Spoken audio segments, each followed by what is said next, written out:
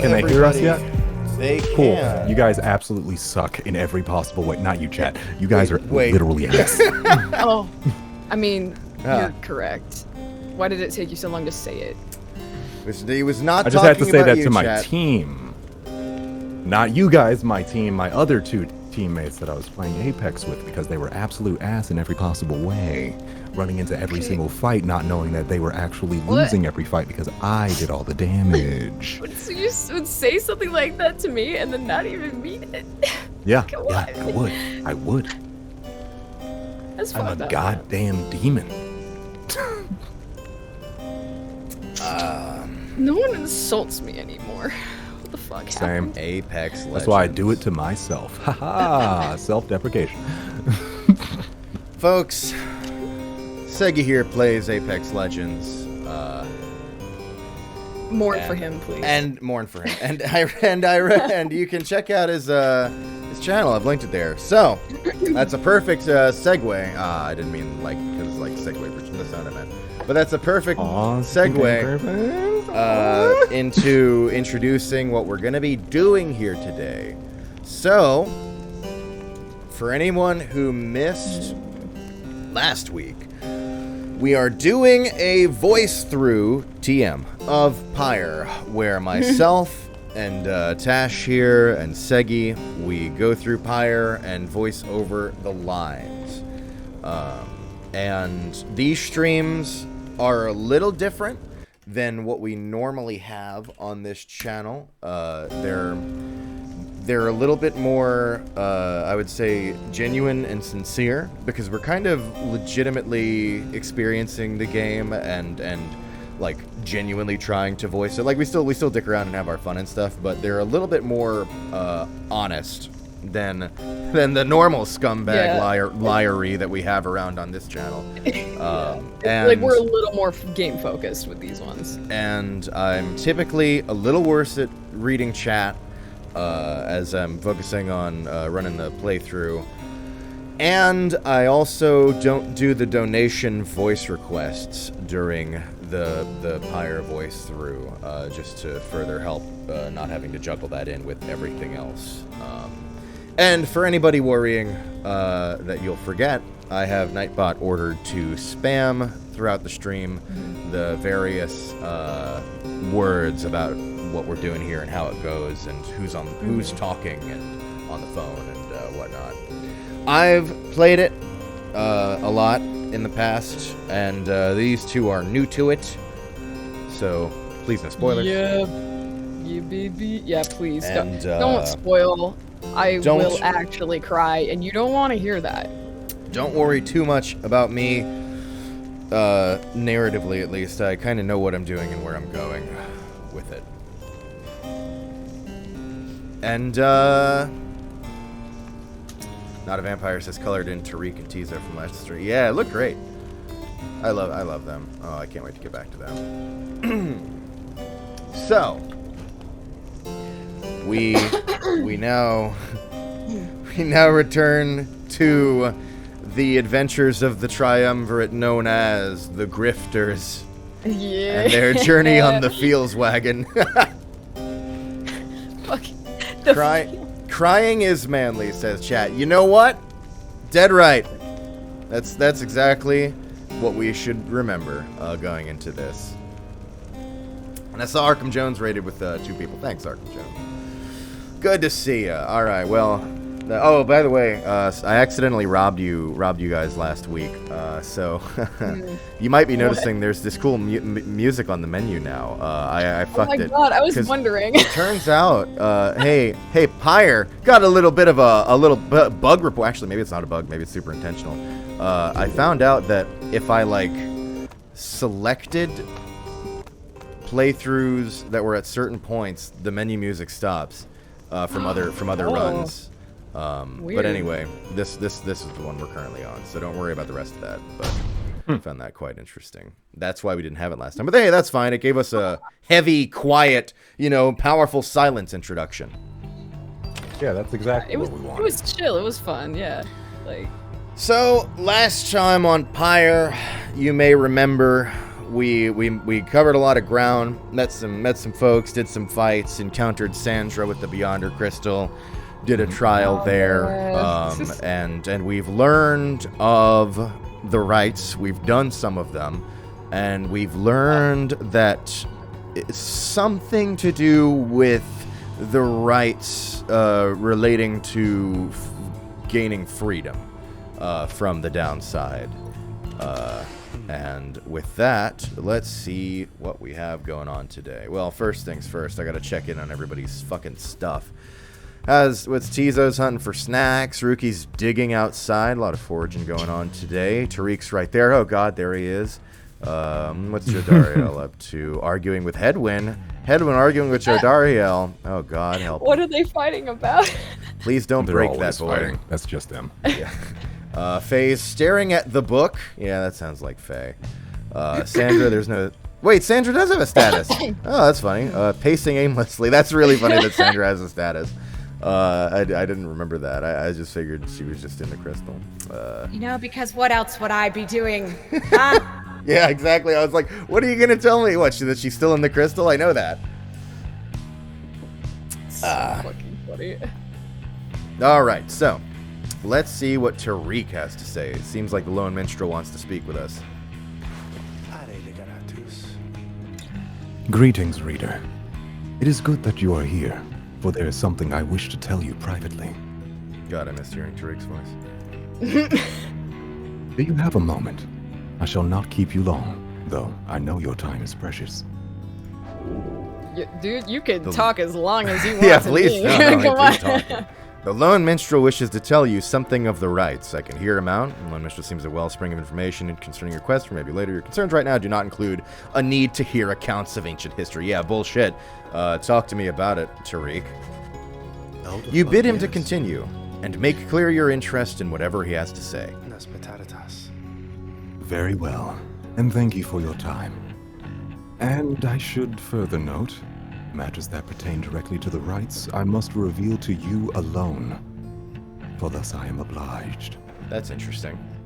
You gotta make sure you don't like spoil us again, like last time where you're like, oh, you don't know? Yeah, right. Yeah. That was pretty funny. Oh, wow, you're clueless.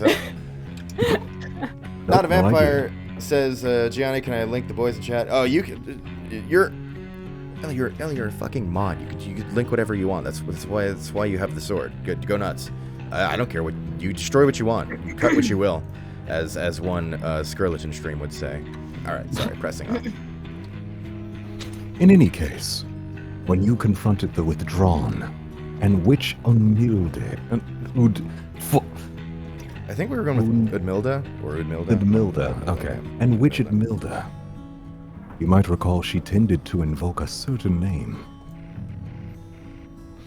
Islak, the Astralborn. I hesitate to say it even now. Islak. God, it's so cool. The way she fucking says it. Anyway. You would be forgiven if you took... Wait a sec. You would be forgiven if you took the ravings of Unmilda for mere nonsense. However, her words, as it turns out, ring with a certain truth. Son of a bitch, Cthulhu's real. Fuck. Before the union of the 8 scribes, when first they found themselves here in the downside, this land was even less hospitable, if that can be believed. It was ruled over by the Greater Titans. The one called Islak was the eldest, the most fearsome of the lot. One would call him the Attack Titan. No. Greater Titans? What the fuck? What's up with those? Greater Titans, colossal monsters that once roamed the downside. The scribes together slew them one by one, and through this forged their bonds. Okay, The that's scribes were screaming Sasageo. Sasageo. No, I don't want the scribes to be Attack on Titan. No, the scribes are 14-year-olds with katanas. No. All right. That fucking. I mean, that no better way to bond, though. Am I right? You're just cracking open a cold Titan with the boys, you know. Like,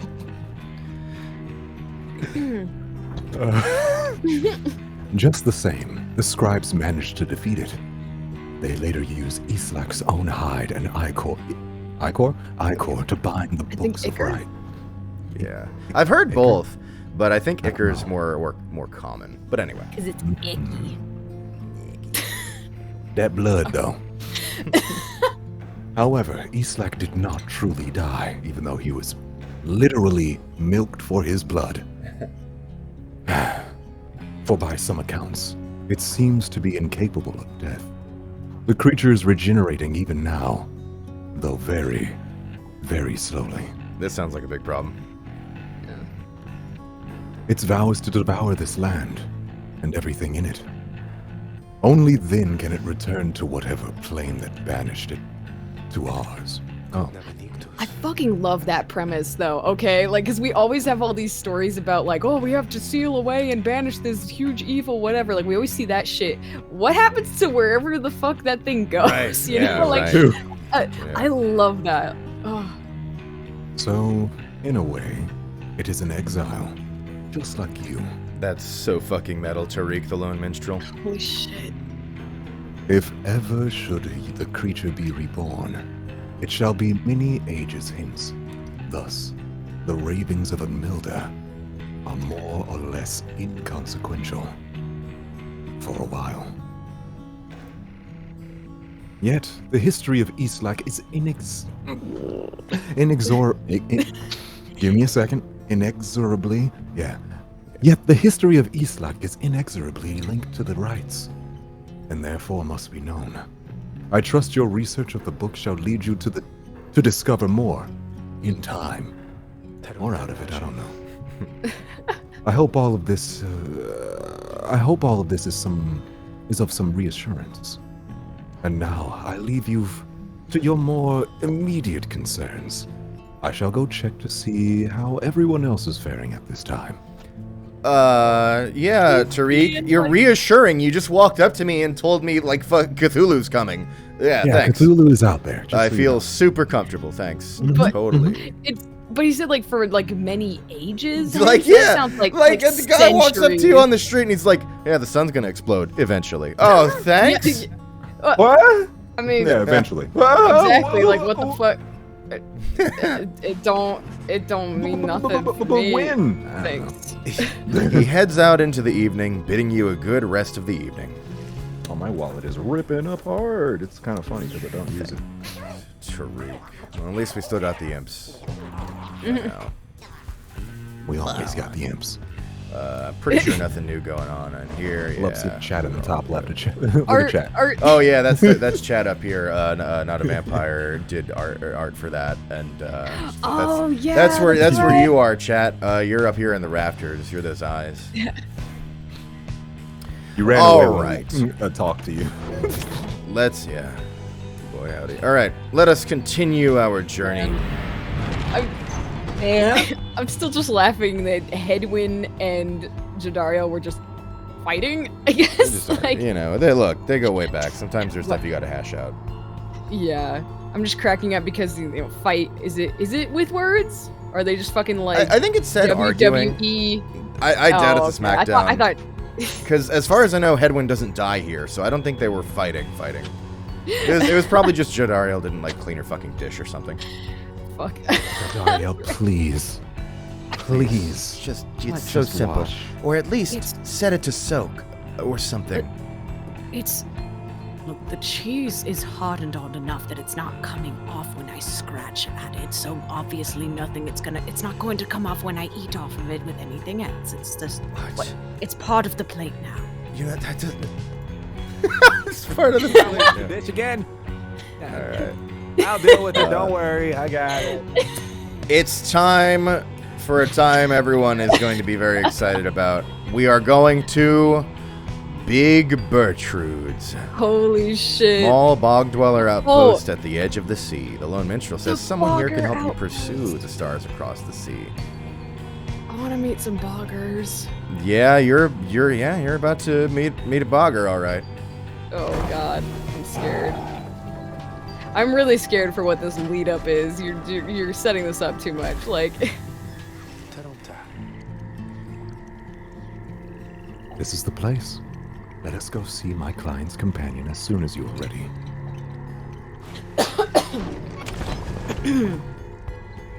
Anything else going on? Nah, I Big don't think there's anything else in the Bertrude. background. Let's go. Oh, Jesus. Wait, are there status changes even there? Oh yeah, Edwin's investigating outside. Dario's searching for food. Teaser's out on a short flight. Faye's humming softly. Tariq's keeping quiet. That's his activity. Sandra's cursing the scribes. Yeah, that's about right. Good. Sandra's good, just good. literally in there like, Yeah. I swear to God. Ugh. And Ricky's eating his share. All right. you just pick up the book and all you hear. Oh, Jesus Christ. And I'll take you to your... Whoa. God. In a yacht. Whoa. Okay, I'll come back to... We'll do those trials later. Fucking love Sandra. So good. Let us seek Big Bertrude, says his client as a friend here who can aid your quest.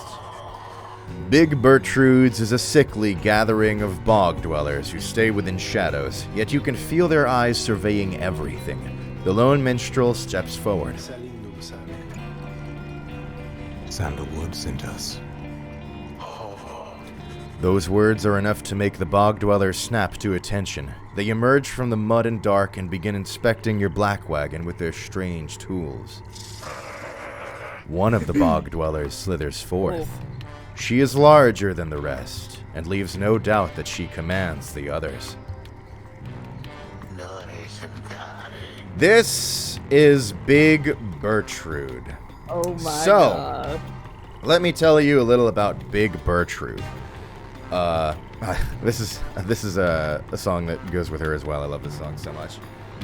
So Big Bertrude is very, very okay. Let me try to describe Big Bertrude. She is older. She has been around for quite some time and seen many things. She is an older woman, but she is far from frail. In her pretty much in her everything. She's she's capable. She's a survivor. She's pretty tough. She's, I want to say, kind of a bad bitch. Almost kind of like some Cruella vibes, but less dainty, less diva. Less elegant. Well, I mean, she definitely can have a light touch when she needs to, but like she's definitely in control and very.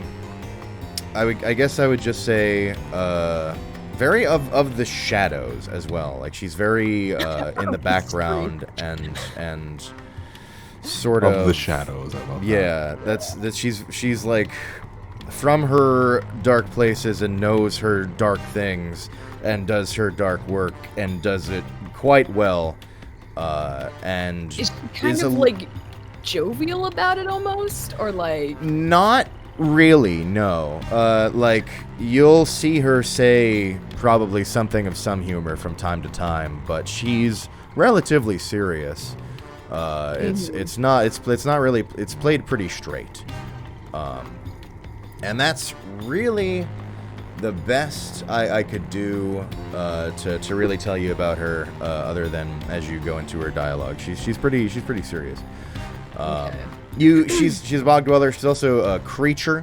If you did want to do any effects, you could. No pressure. I don't really care. Special effects are totally optional, but if anything came to mind for you, whether it's now or later, feel free to kick it in. I don't care. Go nuts. Okay. So, anyway, that's Big Bertrude. Okay.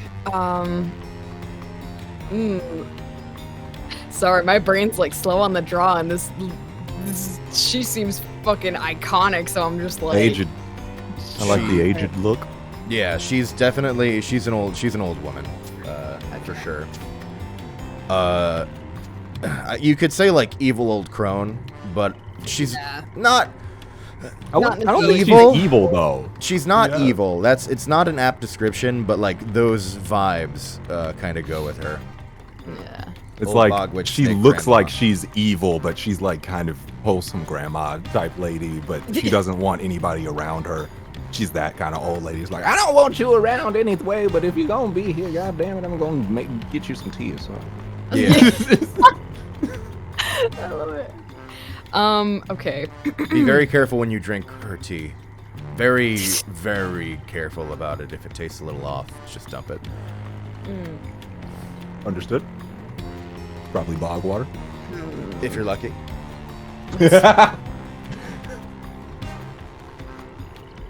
Okay. Thou speakest the name Sandalwood. We would know his whereabouts. Reveal them to us. That's great. Yeah, and very, very Yeah, snake-like, they so, can cheat in so that there works like really that. well with her, for sure, yeah. Thank you. Good day to you, Big Bertrude. It is a pleasure to see you at last. For Sandalwood, sorry, my phone went off. For Sandalwood always spoke lightly of you and your handiwork. You That damn was- kid's always on your phone. I'm sorry, I was on Twitter. It's fine. Big Bertrude? Big Bertrude. She is a bog dweller once feared and respected in the Commonwealth for her sorcerous work. They did. In turn, we must know who thou must be. Yet thou speakest of the past. Sandalwood doth yet live. Speak plain and quickly. None of your ballad shit. But my ballad shit is all that I have, just like your snake shit. Exactly. It's perfect. And again, I said this before, but I love that. But if anybody in the cast ever feels like changing the way they approach a character, we're not recording the actual game, so please, if anything does come to mind later, go nuts, have fun. Yeah. The only thing I think, Tasch, if there's any way for you to bring your volume up a little bit, just to be extra safe, they can hear you, but just to make sure, Just like pull up a little bit for a buffer. How is this? What the fuck? Oh God, Perfect. that's perfect. Yeah, Literally yeah. perfect. Wow, did My not expect phone- that spin on the my character, phone but I'm going into it. Wow. Yeah, Sorry, that's hold great. on. That's My fries are done in the other room. It was my phone going off to be like, hey, Oh. go get your food. yeah, Bertrude, go get your snake fries. Excuse me, I have a snack. One No, moment. worry not, I understand. I did come unannounced, so it's fine if we come unannounced. She was cooking, she has to be self-sufficient. Yeah, yeah, it's true. We kind of just rolled up, huh? So Bertrude's like, She's just at her house. This is Bertrude. This is how it is when you roll up on an old lady. oh God, Oh, no. God, it's happening. oh no, Bertrude's setting off a Bertrude, what bomb. did you do? She's burning the whole motherfucker down. We shouldn't have surprised her. We've made our final mistake. Oh no, Bertrude, no. I didn't know it was that much. Don't you dare surprise me. I'll burn my house down. Wrong house, motherfucker. Could you imagine if you? All right, imagine this. You're like a burglar or whatever, doing a B&E in the middle of the night, yeah. And you break into somebody's house, and you're sneaking around doing your thing, and they come out, and you look at them, and they just grab a can of gasoline and start dumping it on the floor, and like they pull out a fucking book of matches. I'll fucking do it. I'll burn it all down. I don't give a shit. I'll burn the whole fucking thing down. That'd be terrifying. I'd run out of there. Yeah, I'm out of there. You don't know what's gonna happen. That guy's willing to do anything. Like that dude. He's willing and able. Like, oh shit! I just gave this guy the excuse he was looking for. This guy's been just sitting around wishing a motherfucker would. He had those gasoline cans ready. Wait. Must How have did been he next. that was must the have been next to cupboard his that had a bed. little bit of dust on it, so he knew where it was, but it just hadn't been touched. Yeah, yeah. At Forgive me for that. It appears I set off the smoke alarm momentarily while getting my fries. Oh, good. We were worried that we'd spooked you too much, and you decided to burn the whole place down in retaliation. I realized I did not mute my mic when I stepped away and was worried that you could hear the beeps. Well, you hear the first few. We did a whole bit based on it, but yeah, we only. It was hilarious. Oh, you did? Okay, Yeah. cool. So I was, fuck. It only, dude, legit. I didn't even burn the fries. They weren't even like steaming or smoking or anything. I have no idea what the fuck. Smoke alarms are a bitch like that. There's so much you smoke can do. alarms just. In this life, we exist to be tormented by the smoke alarms that surround us, and that's about it. Oh, God. Yeah. So anyway, now that I successfully woke up my roommate from a nap, and he came out and accused me of trying to burn the place down. Yeah. That's what we thought. It was great. We're good. I think we're ready. I know it. That's All right, I'll press on. one way to go out. Fries. I wish I could go out with a bunch of fries. All right, let's do it. To be quite frank with you, madam, I do not know for certain, for I have been apart from him for some time, carrying out his will. For anyone who's forgotten in that brief, fiery intermission, she was inquiring about sandalwood, is what they are currently discussing. The mysterious client. Though I have every faith that Sandalwood lives. As for his current whereabouts, I understand that he awaits us somewhere near Waking Wood, beyond the waters. Waking Wood. Waking Wood, a labyrinth of a forest on the western half of Black Basin. Few know their way around in it. The path to the sacred mountain Alodiel lies far beyond these suffocating woods. I don't know if I said that right, but whatever. That sounded really good to me. We wish to seek him there, though, as you can see, our wagon is ill-suited for the task. Oh my god, are we gonna pay the boggers to turn our shit into a pirate ship? Bog my ride! Alright, sorry. The one called Bertrude frowns at this, studying the lone minstrel all the while.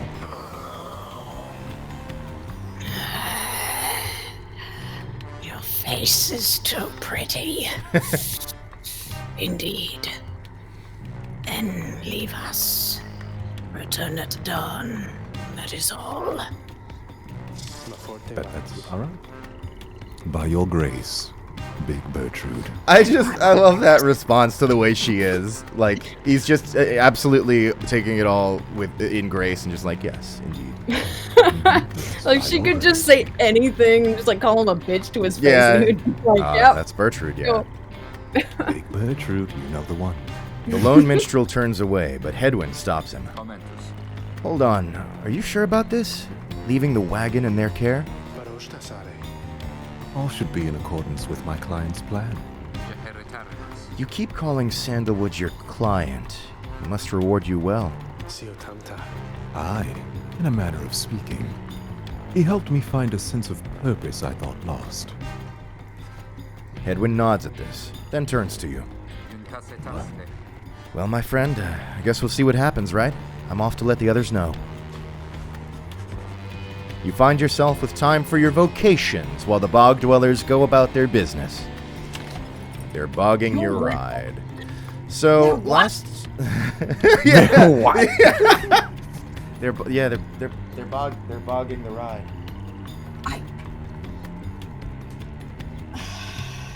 So last time we mentored Ryuki, but I think this time we'll do a bit of study in private to see how this goes with getting the small global bonuses to your fellow exiles during the rites. And then this other one was just finding items and shit, which I don't know if maybe I'll do that once just to see it. But for now, let's do study.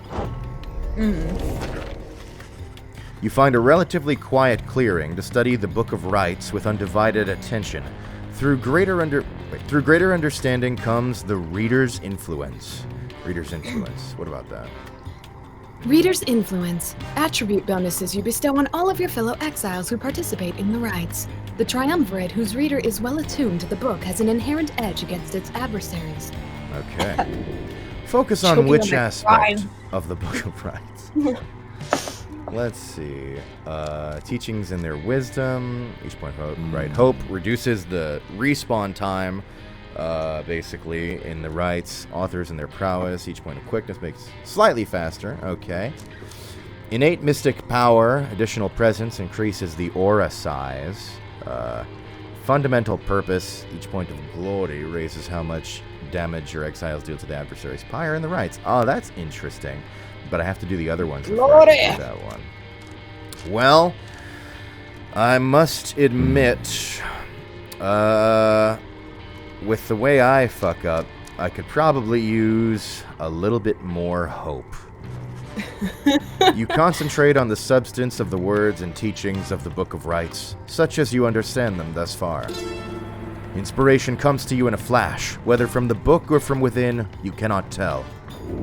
You gained the reader's influence, Spirit. Spirit. Each rank raises your fellow exiles' hope, making them return from banishment more quickly. Ah, nice. And we are done with that. Nice. Let's see. Sorry about that. If they Had a little bit of ruined phlegm. the Batmobile, I swear to God. God, I forgot about the fucking Batmobile. We're the Nightwings. It's their Yeah, imp. no. They're The wagon they're runs on these imps. little. It's They're different. driven by little bat imps. It is. No, It I is just literally forgot. operated by bats. I just forgot from last time. Man, Batman would be such a cooler hero if all of his shit was powered by like bats, just a bunch Bats. of Literal bats doing their best. Oh yeah, no, that Instead, guy it's already just exists. money. He's called Dracula. Right? Yeah, Dracula's the Batman the world deserves. You heard it here first. All right, let's continue our journey. My name is Alucard, and I'm the real Batman. Oh God, yes. The lone minstrel finds you early the next day. Reader, it is ready. Please, come have a look. The others are already there. The lone minstrel beckons you to come see the wagon. Step inside. Whoa! Got a bunch of stuff. It's fucking nice out here. The black wagon appears different now than it did even a day before. The hull is fully sealed and reinforced, and all manner of nautical equipment adorns the port side. Wow. You people seeing this? I'm gonna have a look around. The wagon should be fit for a sea voyage. Let us depart at your earliest convenience. What about Big Bertrude? She then appears as if on cue. Tell that Sandalwood he owes us twice over. The inlay on those things were not cheap. If I may, Big Bertrude, you could tell him yourself if you wish to accompany us in our voyage north. Our group would welcome someone of your vast experience. Oh no way. I dare thee make flirtations of my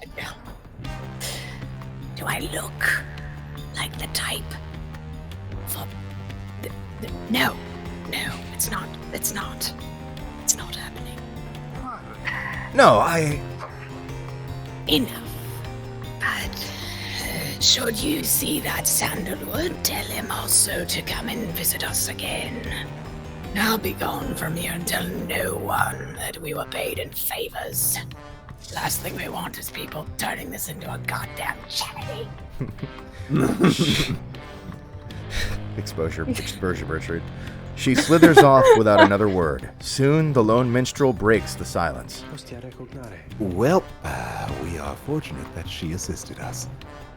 But we should go, just as she said. I know the navigational controls and shall explain. Oh my god, he's our pirate captain? I am pirate captain. I am the captain now. Oh my god, this is so exciting! I don't know how to swim! Faye? Sweet. Tizo seems to share Faye's enthusiasm for heading out to sea.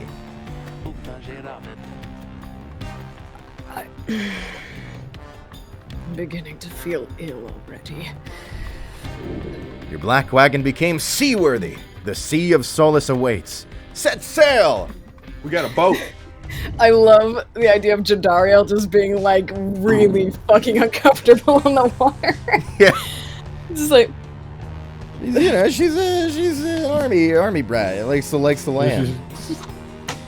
Her I stomach is just prefer- doing all the twists and tumbles. Yeah. And honestly, I coming out of prefer- this shit, the fucking stinky butthole dimension, straight to seasickness, no thanks. oh jeez, yeah, oh my god. All right, the Worm Gulf. You have not yet been to this region of the downside. Before she left, Big Bertrude shared knowledge of a current that should draw you out to sea. Somebody said it covered up chat in the Black Wagon. I'll have to investigate. Maybe chat's gone, killed from this playthrough. You killed. Nearly sealed away. Boat. Oh my god. Yeah. I love the Black Wagon. It's got so much personality. I can still honk a horn. Yes. Boat horn. Yeah, the horn sounds makes more sense on this than the wagon itself, because it's like it sounds like a fucking boat horn. You and your companions watch the sea as your wagon rolls over the gentle waves. We have crossed into Worm Gulf. I hope that all of you are acclimating well. Worm Gulf? Oh, okay. Jadariel's not doing all right. What about Worm Gulf? Worm Gulf. The tempestuous Sea of Solace lies beyond this death-still body of water. Exiled worms from the Sea Dominion naturally congregate around here. Excuse me. There is no acclimating to these worm-infested waters.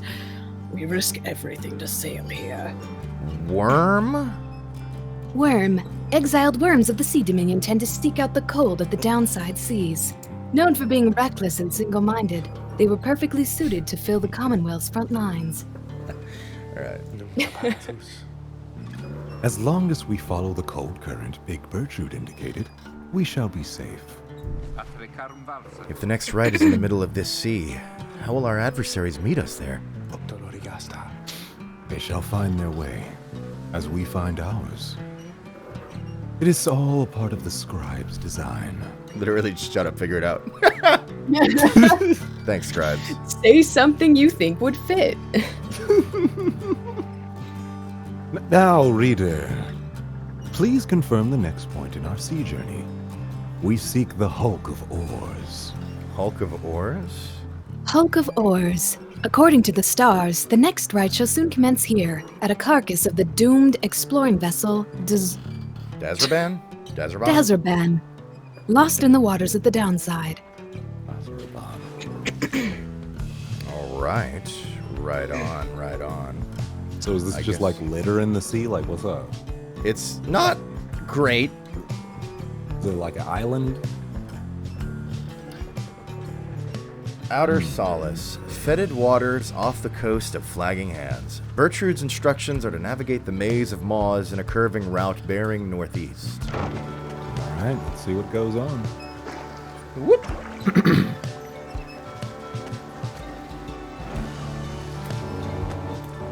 The final turn. Honk, honk.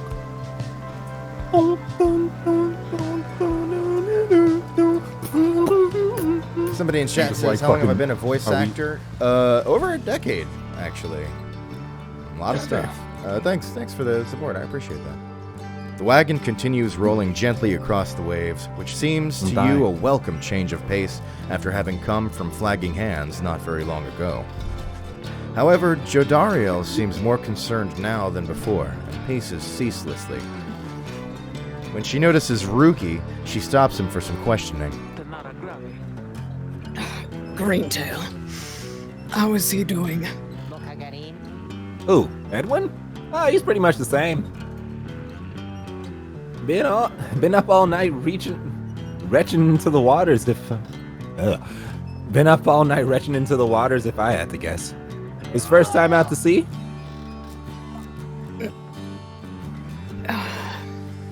I see. It is his first. She turns to you. Rita, please check on Hedwin when you have the opportunity. He requires our support, and we require his swift recovery. I can hold my own, but you see him.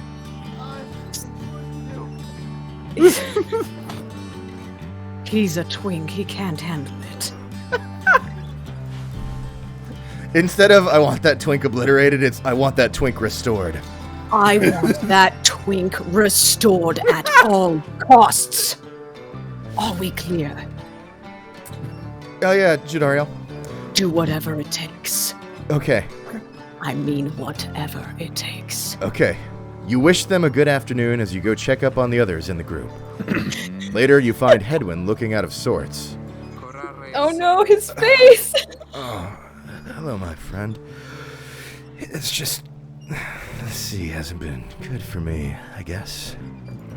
It's funny, all this trouble, just to get back to the Commonwealth of all places. Hey, tell me something. What do you miss the most about that place? Hedwin wants to know what you miss about your past life. Even when he's, like, bent over sick, he's asking about how you're doing. No, How you doing? Edwin, stop! I love you. Let's see, what do I miss? Do I miss my book collection? Sure, it was highly illegal, though just the same you miss having had access to those volumes. The few friends you had, your life was almost always difficult, but several of your longtime confidants did help you to get by. Perhaps the food. Your mouth waters at the thought of it, at least compared with what passes for sustenance here. Or nothing springs to mind. You've made conscious efforts to discard most of your memories of living in the Commonwealth. I feel like we... I don't think Perhaps- it's food because we have fries here, obviously, so like I think we're okay. I don't think we should talk to him about food right now. The book collection seems a bit obvious. We are, after all, the Rita, and I think we do like reading. But also, I think we value friends, because we'll make that assumption about us, the reader, because we're literally friends as We're going in and out performing here, the... out Yeah, in exactly. So we'll just say friends. In the wasteland. You tell him that there were those who did support you over the years, and that it pains you now to be apart from them. Yeah, I hear you, my friend. There's someone I miss terribly back there myself. I'm sure that when you make it out of here, your loved ones will be waiting. Why aren't you saying we, Hedwin? Why am I getting a weird vibe like you think you're not going to make it back, Hedwin? Well, Don't fucking start death flagging on me, Hedwin! Like, he is losing a lot of fluids into the sea right now, so I can't blame him. Anyway, I'll be fine, I think. Thank you for checking up on me. You sense he wishes to be alone. There is not much to be done for him now. It appears Hedwin is too ill to conduct the next rite. Shit! May he soon get well. I tell you? What did I tell you? That's so funny because Jodariel was the one who was like, oh god, not the sea. But Hedwin's the one who actually gets taken out of your game because he also shares that. listen, I thought I was doing not good, and then I saw him, and you know, just you look. What do you say to that face? That soft little. It hurts. It hurts my heart. It's fine. I'm good. I'm sorry for my interruption, reader. Please again confirm the next point on our voyage. Yes. Just points Up straight. there. Yeah, right there. Sea of Solace, according to Bertrude, the celestial landmark you seek is beyond this strait. Okay, I see why you're getting seasick. Your boat's doing busy. Yeah, that's true. The nature of the Black Wagon's physics really can't be aiding things here. It's I don't think operating it like a Ghibli film is going to help out the condition. Oh my god, that rapid transformation back to land, though. Wow. Oh, and now we're in just. Okay, are those truffula trees? Are we about to run into the Lorax now? What the fuck? Jesus Christ. Okay. By the scribes! The sea, I didn't know it was so beautiful. Having escaped the waters of Worm Gulf, you can now see what must be the hulk of oars far on the horizon. Not everyone has taken well to the sea voyage, however. Tizo? Tizo is wondering if Hedwin is feeling better. Tizo! Look at his little foot, Tizo! think everybody just realizes he's down. Yeah. Yeah, like, oh, fuck. It's like, oh shit. Like, your human inside or demon thing, imp, is inside is just like, damn. He requires further rest, Tizo. All we can do for him, all we can do is wish him a swift recovery. I know, it looks bad. It looks very bad. Oh my. Reader, from this point, our voyage must diverge from Bertrude's instructions. Please consult with your companions about which course to take. Rookie, where did you put the ginger ale? It's somewhere. I didn't drink it all. I did not drink it all. I did not drink it all. I really can see Rookie enjoying a ginger ale. That, like, makes sense with the character to me. Just Jadariel trying to help, but just, like, making everything fall out of the cabinet. Fucking bull in a china shop over here. Yeah, for real. Yes. Ginger ale is canon. Let's see, we can go to Under King Pass. The north current toward the Hulk of Oars runs as quick as Under King Oars himself. Faye believes that the 8 scribes shall bless you here. Or the Fathomless Trench, the south current towards the Hulk of Oars, teems with fish and other sea life. Tizo wants to fish for something tasty here. You know, Tizo, I do really value your input. You are just as valued as everybody else. But I think I'm interested in Faye's blessing from the scribes. That sounds important. We need yeah, that to- sounds a little bit like plot. Our current objective is restore the twink, and a blessing sounds like it'll help. I legitimately thought that was coming from the game for a second, I swear to God. Yeah, it didn't come through very well on Discord. What happened? Oh no, I just He was Seigi doing his screamed- background shit. I just screamed like he's saying, "Are you ready to get back in the water?" Rookie's just being a complete asshole. You find Faye gazing down into the depths. Sorry, I was like hearing weird things for a second. But the water is so beautiful, and yet it's very dangerous. They always said it's very dangerous if you fall in or drink enough of it. But the scribes, they've protected us, and they're like watching. Like, I know, I just know. Even out here in the waters of Under King Oars, they urge us on. I feel it. I know. What about the Under King Oars? Under King Oars, 7th of the 8 scribes of the Book of Rites, known as the Persevering or Sea Sojourner. The legendary leader of the Worm's undersea crusades sought to reach the edge of the abyss. There is no denying that the North Current sends you quickly on your way. Perhaps it is the thought of reaching land again, but you can sense a spring in everybody's step. Your companions gain +2 quickness for the next rite. Wow. Fuck. Everyone's getting a little bit quicker. Except for you. Chat is like all up in arms, like, oh They're my mad god. that who made Tizo's Tizo sad, but Tizo's just He's a sad red because person. Hedwin's unwell. It's like, now they're mad at Hedwin for being unwell because it's making Tizo sad. I swear to God, be nice to our twink. I will kill you. This is just me talking. This Hedwin is would be like, sorry, I'll try to get better soon. I'm really doing what I can. Stop. This is actually hurting my heart, and I don't know how. Like, Oh, yeah. Yeah, the pain. Anyway, get used to that. At last you arrive. Don't you dare at say the- something so foreshadowy to me, bitch. At last you arrive at the Hulk of Oars after journeying across the sea. It seems the next rite is to commence here soon, though there is no sign of your next adversaries yet. Well, let's look into our black wagon. Yeah, let's see what's going on here. Oh yeah, so this is our first time Oh my god, the interacting with lighting is so nice. Yeah, we haven't interacted with it before. But first things first, before we interact with the new shinies, gotta see what everybody's up to. Headwinds tossing and turning. Oh, okay. That makes sense. Terrible pain. Hey, I can see more of Jadario's rug now. Jody's throw rug. She's nearby, right? She's right there. She's 100 meters and closing in rapidly. Ruki's practicing his moves. What is he dancing? I don't know.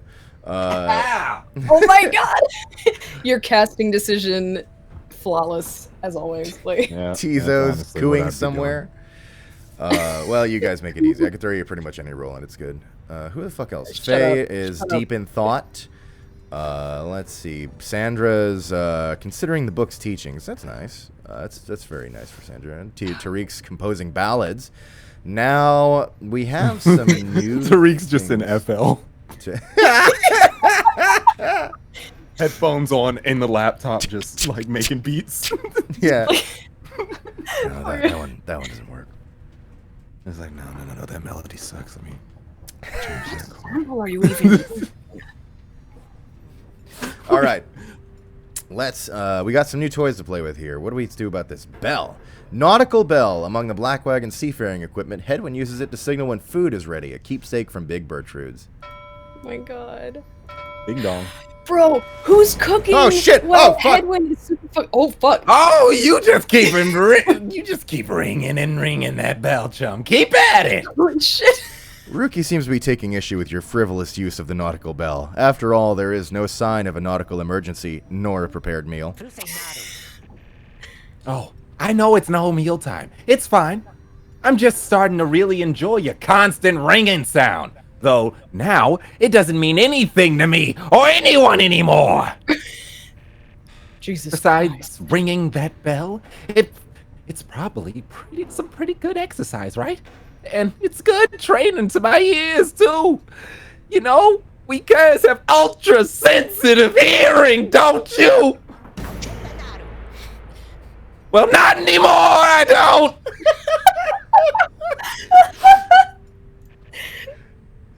Anyway, thanks. I mean that. He storms off. Rookie shall never forgive you for abusing the nautical bell.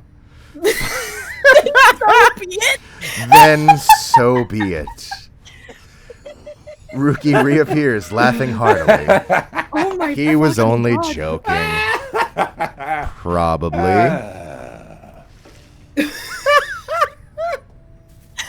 That was. Wow. Well, anyway. Okay, stop it, chum. I'm not kidding. It's bugging me. Please. Oh my god. Okay. Okay. No. Stop it. I will not come back a third time. Oh, he's gone completely deaf now. Congrats. You've literally completely eliminated his hearing. I'm not doing it. Well, that's not as fun. I'm not doing it. Permanent -2 hope debuff. I Like. think Tariq has his headphones on. Hey, Oh, hey, Tariq. wait, what- Tariq, can I borrow those noise canceling headphones? Huh? What did you need? Huh? Did you need my? Oh, I'm sorry. I'm Tariq. composing. I found a sample for you, Tariq. Oh, sick. What? Let me get that. Huh? Hold on. The bell. All right, go for it. I can't click on it. It's the Damn it. reader's Okay. job. Well, we'll get it later. Don't worry about it. I'll go back into the FL. Okay. You observe the masks and robes whose old engravings and embroidery suggest a formal purpose. Some of the garments are massive, while others are so small they might fit a child. Sorry, I didn't know that anything would happen if I clicked on those. I meant to do No, this. I didn't Oh, either. nice. Oh, Oh Sick. my god. got it. Wait. There you go, Tariq. It's not a vampire. Don't forget to smash that like button and ding that bell for notifications. I should make that the new notification noise for the channel, for at least during Pyre streams. What else do we have? We had something else here. We have Silver Cudgelhead, a limbless, cold-blooded creature rescued from the sea. It is fully grown and has led a rich life. A keepsake What? from Worm Golf. Is it a? Ting, ting, ting, ting, The ting. We can't really fish? see it too well because Jadariel's. Sorry, Jadariel's I'm horns. This is my. She's wide. She's a big woman. I forget I have horns sometimes, and She's they a get big in the woman way. for you. Let me read the book.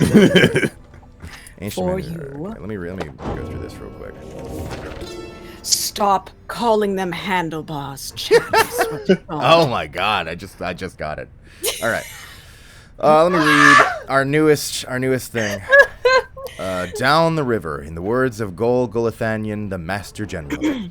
The Emperor Soliamur knew naught of this, of course. His expedition yielded not the treasure he desired, but brought him closer to his country than he had ever been before. As he traveled down the river Sklurian in pursuit of greed, he found instead an inkling of shame. He saw the sunken faces of his people, heard their words for him. In time, he could not ignore it, and it proved more than he could bear. The river finally claimed him, his belongings, and his retinue. Once the people heard, I understand they cried with joy. Perhaps he ought have perished, but the mercy shown to him, I think, is what transformed him. Interesting. I like that story being painted little piece by piece as we go along. Okay, Jodariel, sorry, I know you've been standing here, I've been fucking around with this, but I guess we'll have a chat. What do you want, Jody?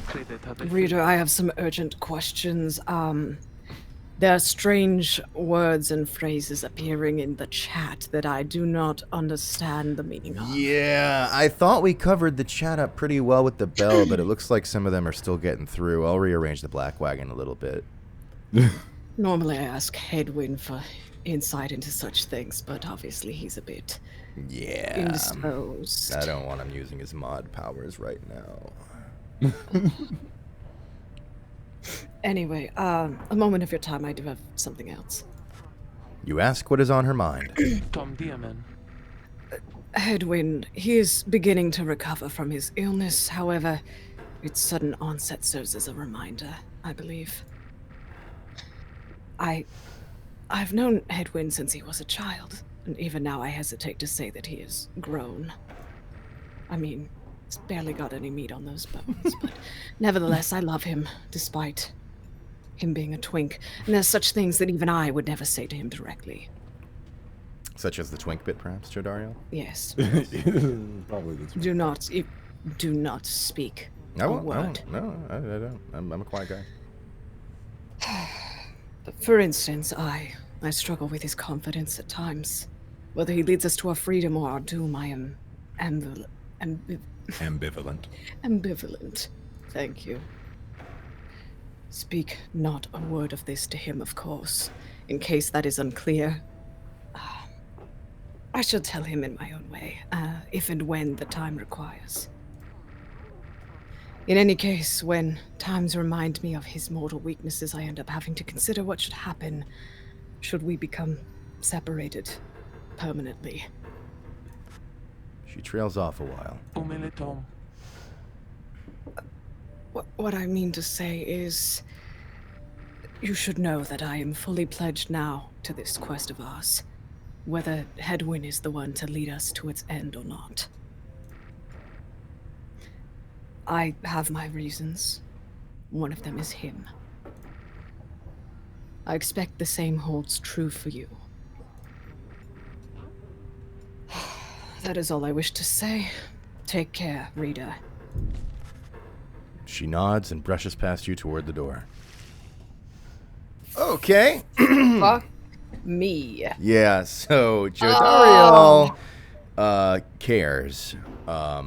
She indeed cares. so much, and I already care so much. I can't And, double care this much. I hadn't really thought about it as much in the past, but you know, even now, the Nightwings have opened up to us so much, and told us a lot. Like our acting as the reader and our time with them already has clearly gained their trust quite well, which is very interesting to think about. Ooh, I can tap on the fish. Ding, ding, ding, ding, ding, ding. Hopefully they don't. Better mind that. not be any of that fucking foreshadowing shit. That's all I'm saying. All right. I don't think. Is there anything else? No, nothing else in the common room other than Hedwin up here. Hedwin's face is still sick. Wait, really? Oh my god. That's funny. Oh yeah, because he's unwell. He's taken ill and cannot conduct his right. Yeah, that's great. Oh man.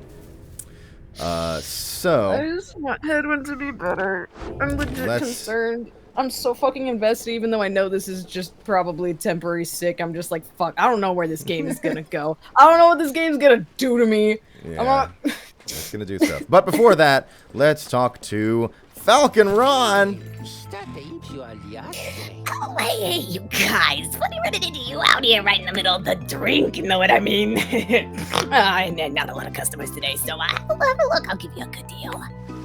All right, Falcon Ron, what do we got? Do I even still want this? Oh thing? my god! Is his dad literally just like waist deep in water, or are those his pants? I think those are his pants, but that's really funny because that's totally feasible. That would be like really in character for them too. It looked like he's just like fucking treading water. That's funny. In the same exact position. I like that a lot, and that like works so well with how they're just like always around no matter what fucking fucked up area we're in. That's great.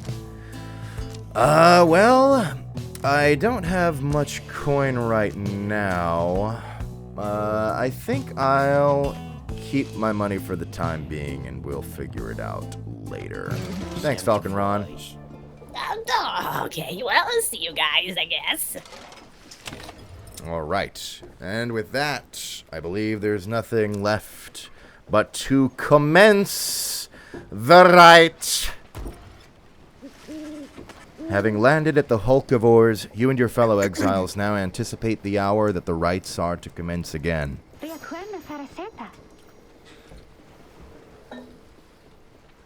Oh fuck, that's me. Sorry. Okay. What do you think, Tizo? Don't I look just like Mr. Hedwin?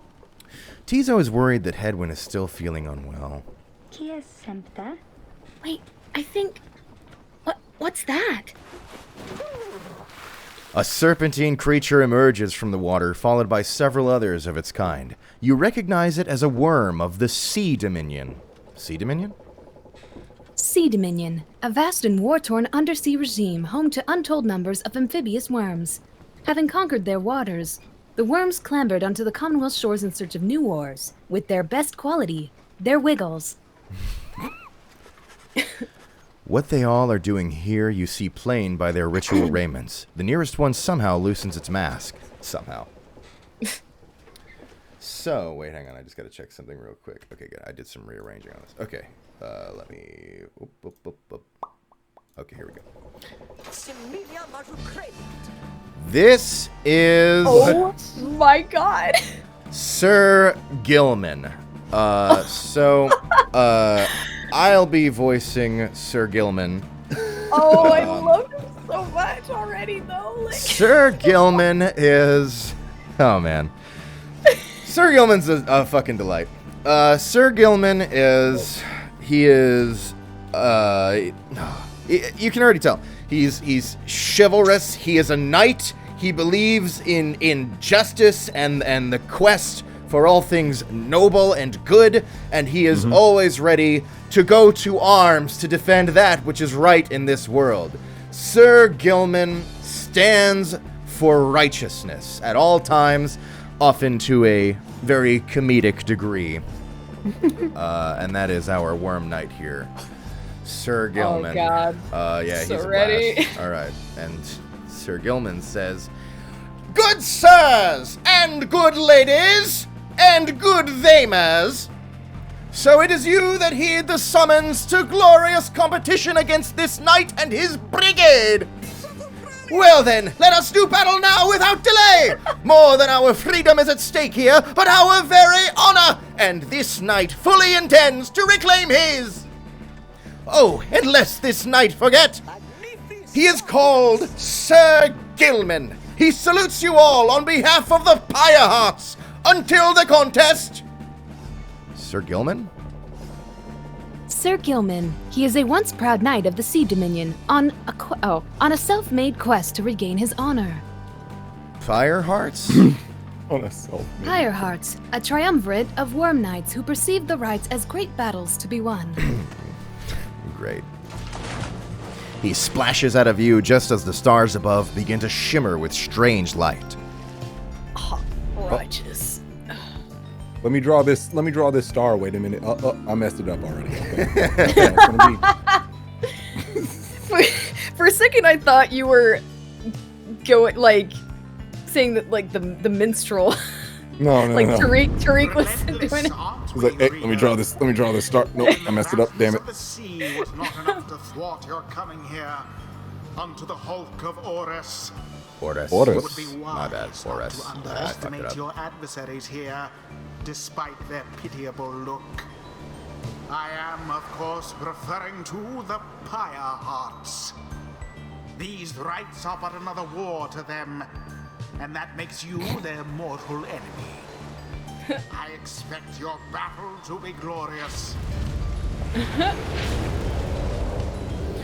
I love that I will mispronounce every single place we go to. But it's Yeah. fine. We'll learn as we go. How we do it.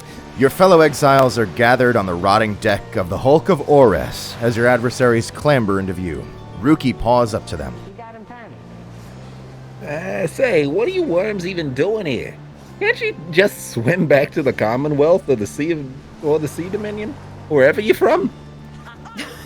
Ha! An excellent point! It seems that these adversaries in the rites are clever, wouldn't you say, sire? This is Sir Deluge. Sir Deluge is, as you can already tell, Sir Gilman's commanding officer. Sir Deluge is, he is middle management. He is it'll come together a bit. Actually, you know what? I'm gonna send you a little picture because Seigi's gonna be voicing Sir Deluge, and I want you to see his face because it kind of comes together a little bit once you see his face, which the audience is about to in a second. But let me just give you what this character looks like because it might surprise you a little bit. He is. Whoops! I accidentally skipped his. Actually, can I fix that? I think I want to restart. I think. Let me see what Yeah. happens. But anyway, to continue describing Sir Deluge, Sir Deluge is the commanding officer, middle management. He is kind of like weak and like he can walk the walk a bit, but he's a bitch.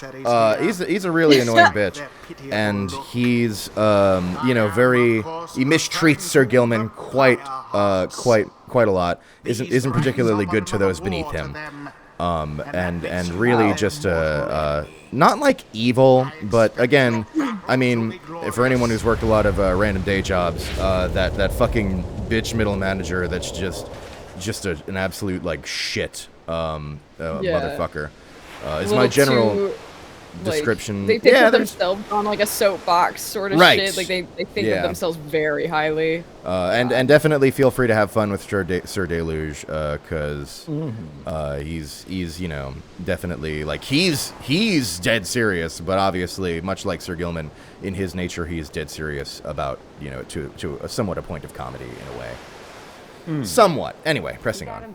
I'll just skip through all this. Here we are.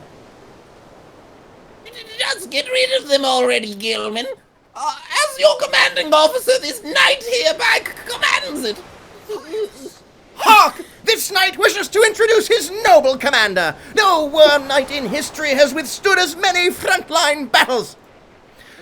Doff your helm, sire, as is our custom. May our adversaries tremble at the sight of you.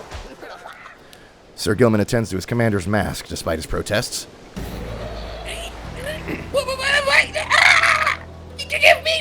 Give this knight his mask.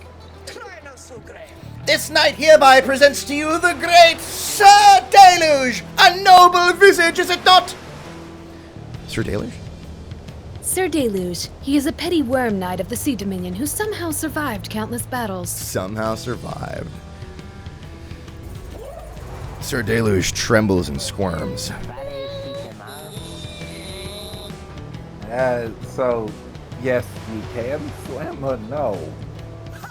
Ha! Of course we knights can swim! All knights of the Sea Dominion can!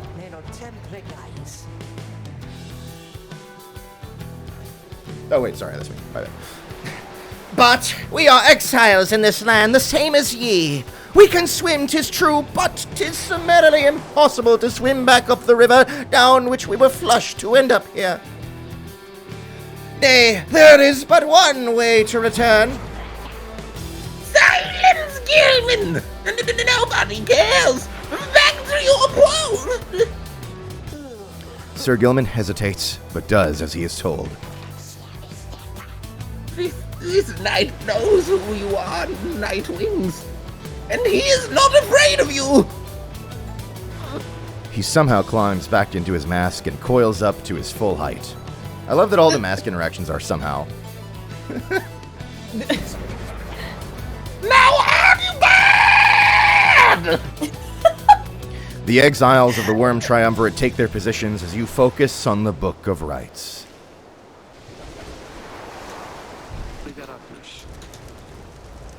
Rita, Hedwin's illness means he cannot help us here. He shall be counting on us.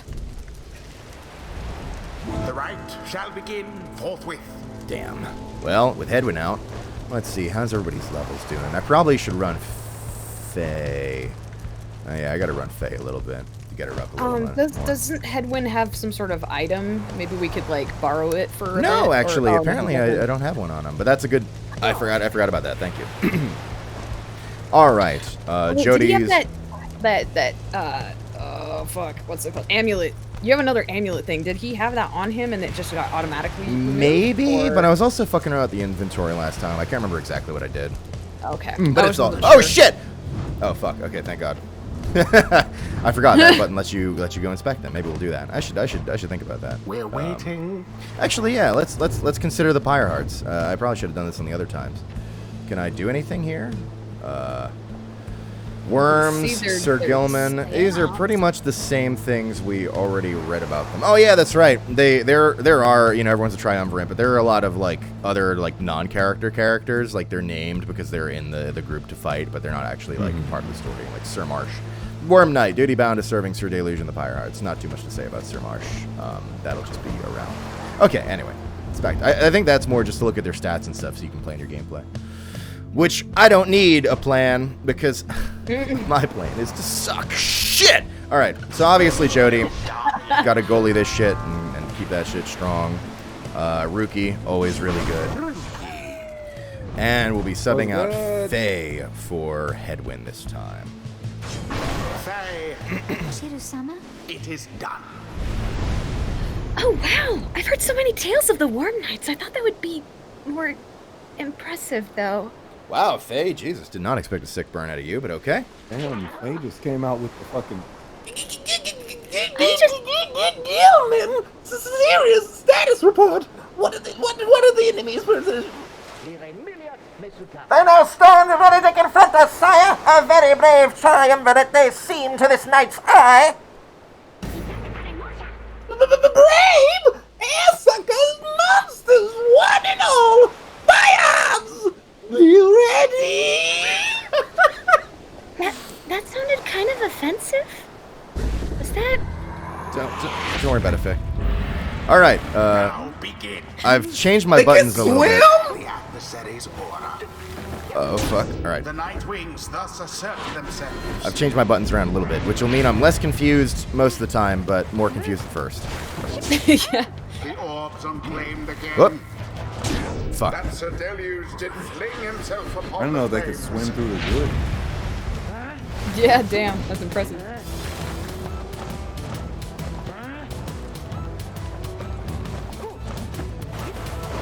Yeah. So it is. So it is. I love that Rookie, when he's like doing his little thing into the fire, he like looks like a little dragon or some shit, you know? Like, yeah, totally. I know exactly what you mean. Faye did it. They all have their own like way of doing everything. It's so good. Yeah. Yeah, man! Your form is snappy! Fight them as though your miserable life is on the line! Your words do wound me, sire. This knight gives every right his very, very best. You don't look like it on my end! Though perhaps we do have much to learn from such a brave triumvirate as the one whom we now face. Whose side are you on? Get out there and vanquish them at once! Our adversaries stand divided. Let's take advantage of the opening. That's such a Joe Dariel thing to say at this situation. That's such a goalie thing to say. Oh my God, you're right. All right. That poor Gilman. the goalie like hears what the other goalie is saying. He's just like, they're not doing good. Oh, they're like arguing. They're literally Oh on the my other God. side arguing. They've moved away from the goal and are just arguing with each other. They've debuffed themselves. I think that's there are things that change based on how the match goes. I fucking love that. Like I think it's because I was kicking their ass. Adversaries proved no match for them. So they just gave you a fucking straight up mercy point. Right Well, not even a mercy point, just like a... Yeah, so like distraction point, basically, like- because like sometimes during matches when you're kicking their ass, they'll like go into overdrive and they all move fast or something, or they call down this or that. And I forgot that at least this time, maybe sometimes you can demoralize them, and now they are arguing instead of fighting because you were kicking their asses so hard. It's there's like and I think there's also other stuff that can happen if you were losing instead. But I forget pretty much all of it. I expected more from the Worm Knights of the Sea Dominion. Those worm knights were quick, all right, but Rookie Greentail? Rookie Greentail's quicker. Damn, Rookie. The sea was making me a little queasy, honestly, but we still won. We won, you know. Don't get all headband on me, Faye. This knight commends you, noble Nightwings. Gloriously fought indeed, and this knight shall wistfully remember this defeat until the end of his days.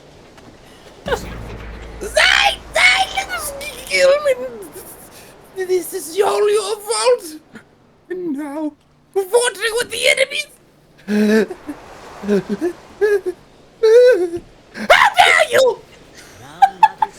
This knight was but attempting honorary compliment, sire.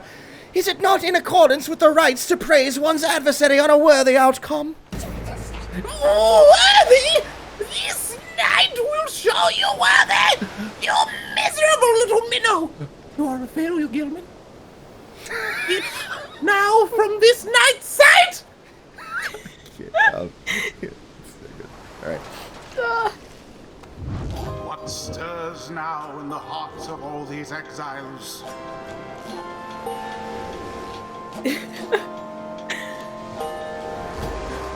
No worry, Nice. not Hig. I've been drinking water between every line. Yeah. Nobody leveled up. Good job, team. Till the stars align.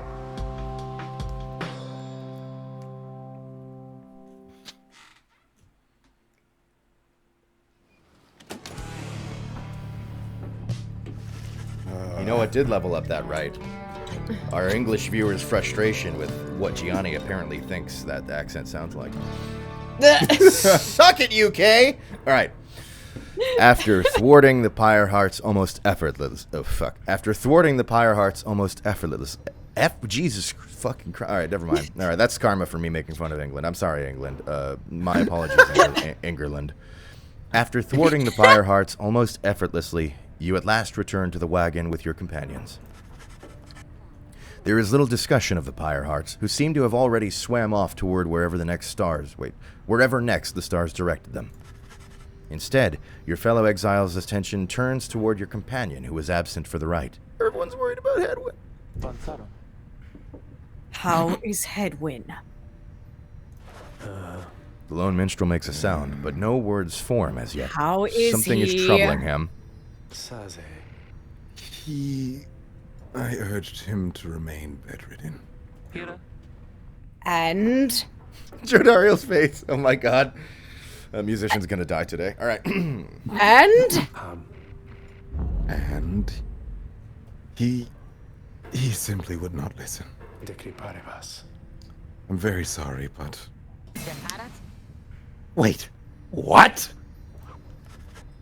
Everyone stares at the lone minstrel in stunned silence. The lone minstrel breathes a heavy sigh. Then... Hey, what's with the long faces, everyone? oh my god, minstrel! I should wring that neck of yours. Se prepara home.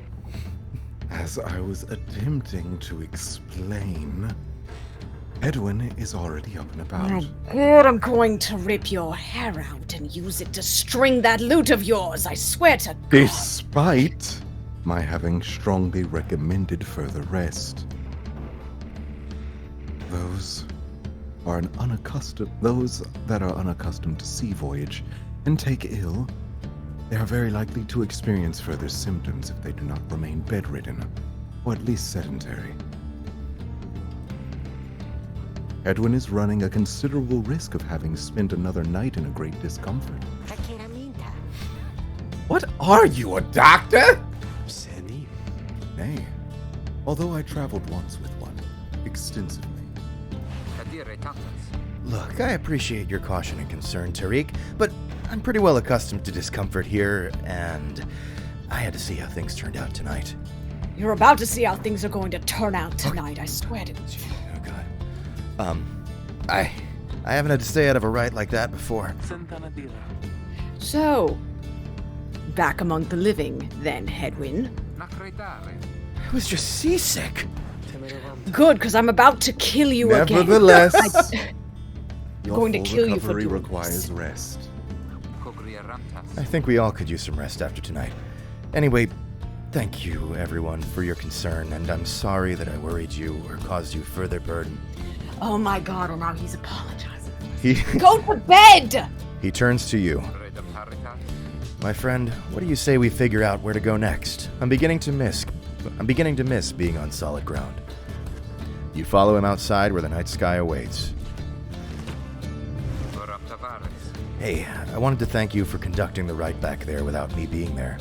I could rest easy knowing you and the others would get through it. Anyway, I'll leave you to your reading. I can't begin to imagine where we'll be off to next. We're well past anywhere in the downside I've ever been. Even Jody hasn't gone this far. He bids you a good evening as you turn your attention back to the sky.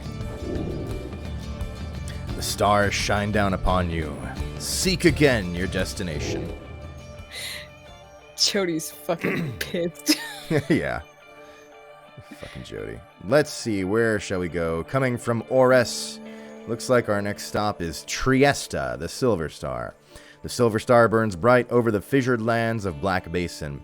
And for anyone who doesn't remember this part, pay attention. Blink and you'll miss it. You see something pretty cool whenever I click on these stars.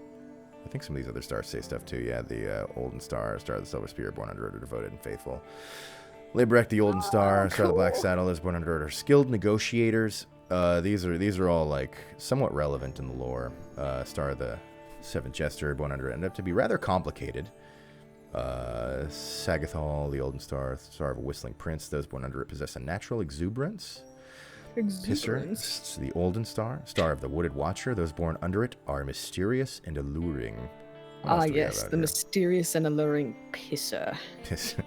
Geminian, the Olden Star, Star of the First Empress, those born under it seek knowledge and new experiences. Caprius, the Olden Star, Star of the Moon Stag Hunter, those born under it are ambitious, though also discontented. Star of the Old Cutter, Scorpus, those born under it are wiser than most. Toe Cutter, Unreal Tournament, Verdun, the Olden Star, Star of the Broken Bowyer, those born under it are steadfast or narrow-minded. Okay. Pisser, yeah, we saw Torvand, the Great Oarsman, born under it are cool, calm, and collected. These are pretty cool. Archay, Sandrunner, born under it are adventurous and outgoing. I forgot how many of these there were, goddamn. Oh my god, yeah. Aqueth, Star, Songfisher, born under it are well-cultured and influential. Interesting. All right. That's probably all of them. Let's click on Trieste, and what shall we see? Oh my god. Whoa, shit. What was that? Was that a... Was yes. that a... Still further north, then.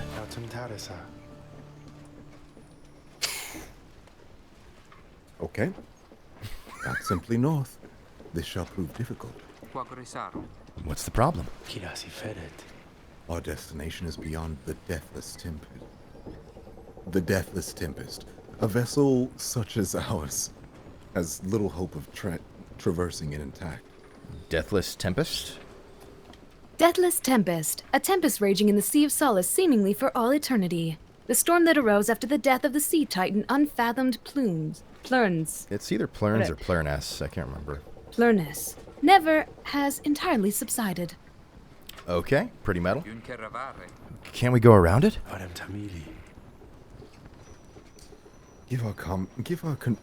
Given our confrontation with the Pyreheads, wow, I can't read, our chances back in the worm-held waters would be even worse. Come on, people. It'll be just another day in the downside. Go get yourself some sleep while we can. Bet you'll feel better in the morning. Come on. Come on. Your optimism is infectious. I love that Jodariel, like, slightly mad and annoyed that she is also becoming optimistic at the way that his presentation of that. That's just fucking... Or it's pure sarcasm. One of the two. One of the two, I don't know which one, I feel honestly. like it's a mixture. It's a mixture. Even Jody doesn't know. You're right. Yeah, totally. Isn't it? Yeah, never mind. It's total sarcasm. My bad. Complete misread on Gianni. That's fine. Hey, look, if I'm going to win the matches, I got to take the L's somewhere. All right, moving on. You all concur that rest is in order, for the sea journey has been taxing to everyone. Come daybreak, you shall have to find a way to sail past the deathless tempest. Horse tits. Horse tits. Yeah, welcome everybody. We're now in the horseporn.com arc of Pyre. Let's see what's going on in the Black I wasn't Wagon. expecting that. Sorry, what was that, reader? What were you talking about? Oh, nothing. Faye can't hear about any of that. What's going on with the people? Headwinds adjusting cabin pressure. Yeah, that's important. Jodariel's washing her clothes. Ruki's checking the water line. Tizo's clearing cobwebs. Damn, thanks, Tizo. Fucking Faye's right here. Got it. Yeah, I'm looking right at it. That makes sense. What's Sandra doing? Doing nothing. I'm taking a day for me. Doing nothing.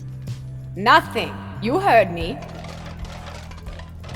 And most importantly, oh yeah, Tariq doing some cleaning. Cool. Most importantly, how's the bell doing?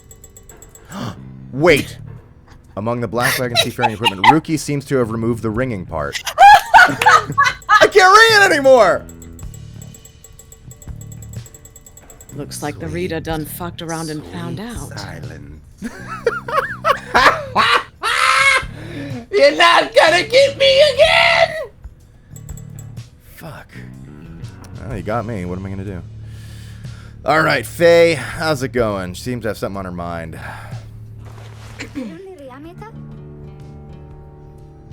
Oh, hi, reader. I'm so happy right now. That's what not happy people say. Listen, let me have this. I don't call you out on your bullshit and you're in denial about it. I'm happy because I was so worried about Mr. Headwind for a while there, you know? I think Faye means it. Faye's very, her emotions are always pretty close to the surface. Generally. Okay, anyway. Generally, yeah.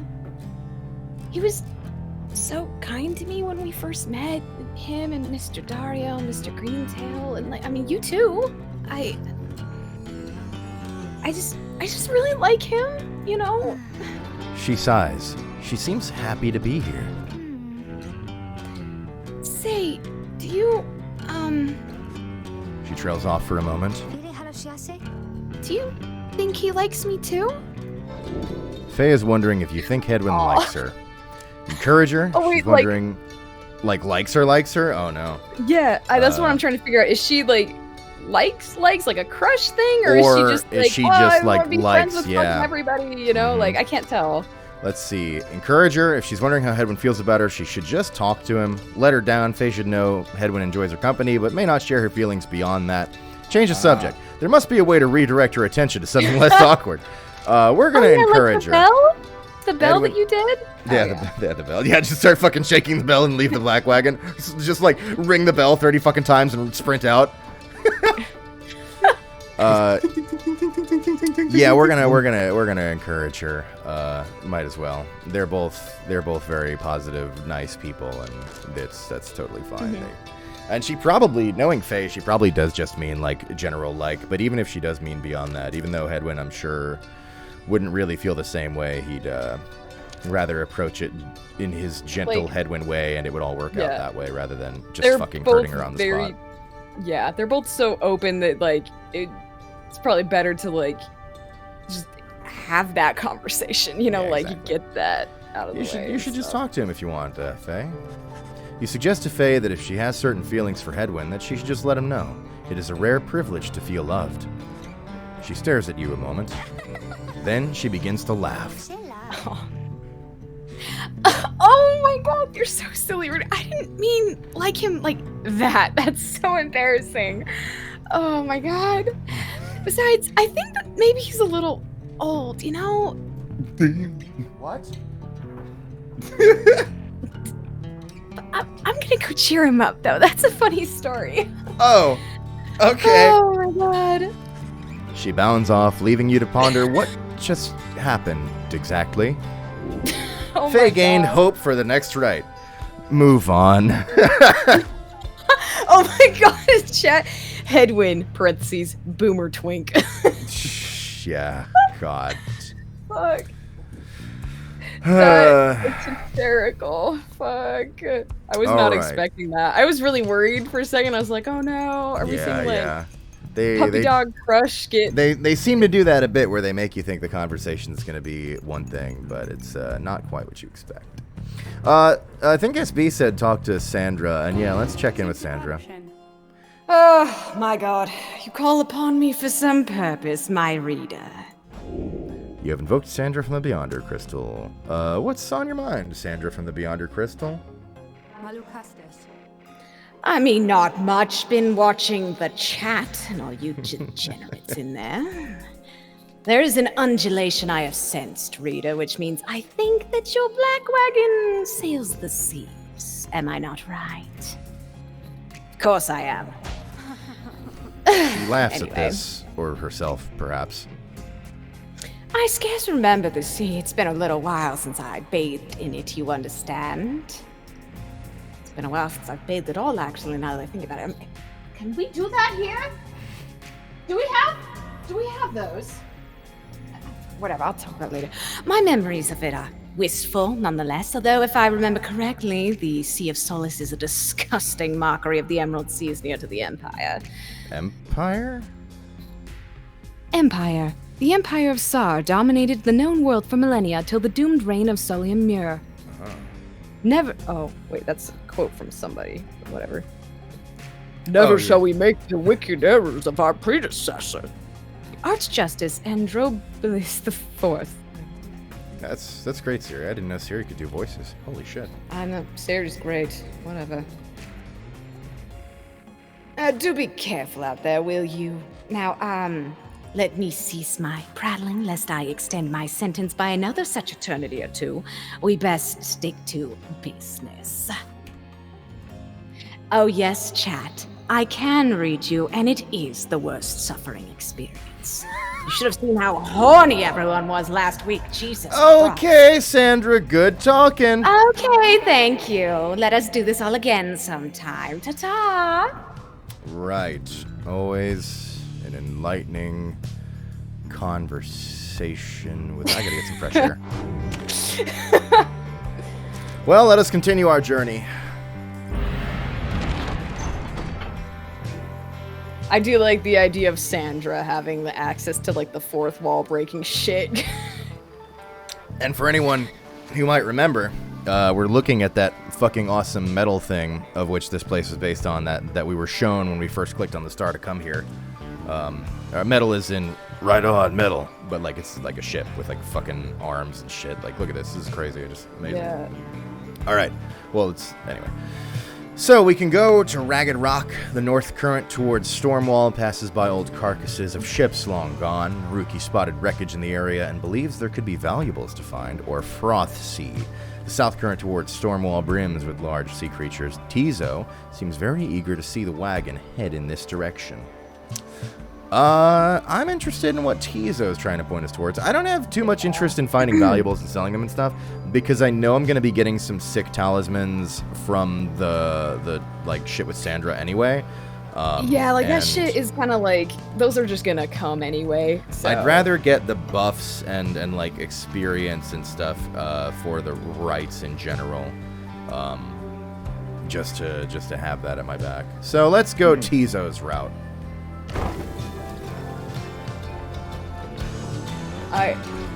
Oh my god! I just... Someone told me I needed to check Twitter, and Jesus. Let me see here. I can't, Oliver. Why? All right, I'm gonna put that in chat. I've linked that in chat for those who wish to see that. It's you know, I'm not even gonna describe it. It's from FindMere27 on Twitter. With this. For anyone who watches the VOD without chat, to see it for yourself. Godspeed. I love it. Thank you. Okay. Back to you. The imp Tizo has been much more animated, even than usual. What is it, little one? Tizo seems to think something very delicious is in these waters. He keeps on screeching? I don't think I've ever seen him like this. Wait, what is he? Just then, Tizo dives into the waters and vanishes into the depths. Oh, I hope he can swim. He can, but he appears crestfallen when he finally returns, his claws empty. No, Tizo, baby! Tizo's very disappointed that whatever he attempted to catch eluded him. Faye begins to sob uncontrollably. The two revel in each other's misery for a time. Faye and Tizo lose one hope for the next ride. God damn it, I should have gone with your thing, Rookie. Son of a bitch. I can't believe they got so disappointed from not catching a fish. It's pretty funny. It's also, I also kind of read it as like Faye just being so intensely empathetic. Like Tizo probably feels things in like a somewhat animalistic way, where it genuinely does actually sadden him to fail to get food. And so I gotta imagine that Faye like connects with that in a way, and also feels that pain the same actual real way. But also it is really funny to imagine these two sobbing over missing a fish. It's probably like more comedic than anything, but We're gonna starve to death now. it's both hilarious and genuine, which is I guess a lot of Pyre. All right, you two, we're gonna journey onward without the fish. Sorry, Rookie. How is Hedwig gonna cook us dinner? Those two. You and your companions look upon the deathless tempest. The stars demand you sail beyond it, yet the very thought is beyond reason. Then something in the nearby water stirs, Storm? and from it springs something familiar. Hold, good ladies and good sirs! This knight beseeches you to hear him, if you please! What is it now, Worm? The rites are ended. We have no further need of you. Oh, but you do! And in turn, this knight has further need of you, good lady! I don't like where this is going. I've heard what people say about out with it. Whatever. Say it. Just get it over with. Let us be joined! Let this knight join you, please! Can you believe this, Hedwin? Not really, no. Nay, look ye not so surprised. Your valor in the rites did stir this poor knight's soul. He swears to you upon his long-lost honor as a would-be knight-errant of the Sea Dominion that he shall serve you to the end. What about your other worm friends back there, the Pyre Hearts? They are base cowards! This knight can no longer abide such spineless characters, having witnessed true glory in our clash upon the hulk of Horus. Never before have we been trounced so thoroughly! Hulk of Horus? Did not read about that before? One of the downside celestial landmarks, Carcass of the Doomed, exploring vessel death. Yeah, we read that. Okay. And furthermore, this knight shall aid your passage through the deathless tempest. Is it not so that you seek passage to the north? With this knight's aid, you shall achieve your wish. Sir Gilman continues to persuade you for some time. He seems to know a way to cross the storm, some sort of long-held secret among worms exiled to these waters. Jadariel pulls the rest of you aside after Hedwyn gives her a look. Are you most sure that Sandalwood would want this thing along? Oh my god, chat. They were cringe! Mostly sure. Sandalwood wants someone for each mask, and this one seems about as good as we're gonna get.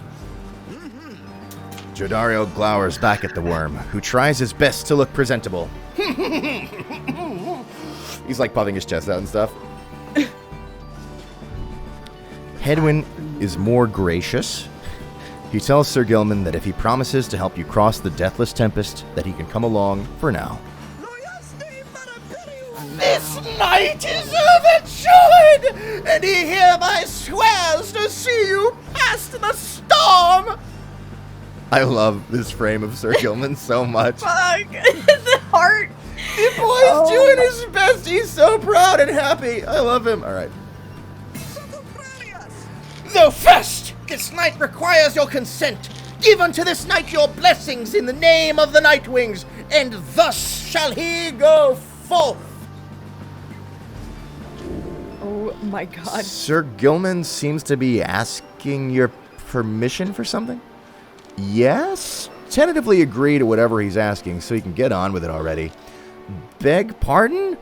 It's not clear to you as to what exactly Sir Gilman intends for you to do right now. I'm just going to say yes. We're going with it. Yeah. As you begin to say something in response, Sir Gilman cries out in triumph. He vanishes into the... You didn't even respond, and he jumps in the fucking water. Right. He vanishes into the depths, yet through this close encounter with him, you cling to some sense of where he's going and what he intends to do. Sir Gilman is determined to help you cross the Deathless Tempest. Help see his mission through. Well, that happened. What was he asking consent for? We didn't even reply. Determined to prove himself to you and the Nightwings, Sir Gilman emerges somewhere in the outer reaches of the Sea of Solace and calls out to you. Master Rita, if you can hear this knight, then he implores you now. Lend him your guidance. This knight's objective ought be not far east of here. Today we shall bring peace to the embroiled sea. Know, however, that among this knight's brethren, the actions we are about to take are highly forbidden, but they are highly just. Oh my god. Thus Sir Gilman sets forth to quell the storm that rages to the north. All right, traversing the reef. Doing my swimming. Look at him go. All right. Oh my god. His sprint is called Slither.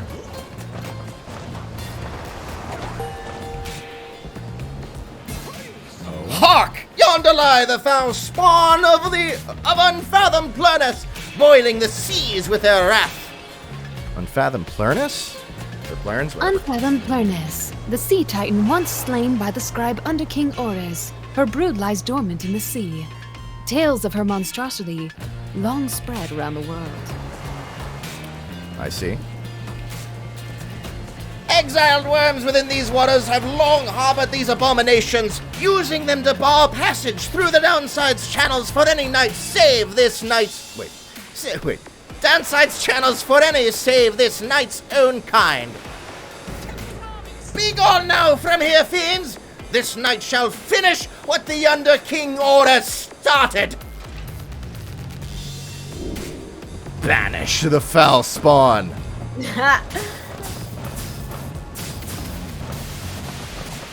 Do a slash? Goddamn. Oh yeah, that's right. So the way his shit works is he leaves this snail trail behind him all the time, and whenever you click, you'll teleport back to the beginning of it, paving a path of damage all the way through the whole trail.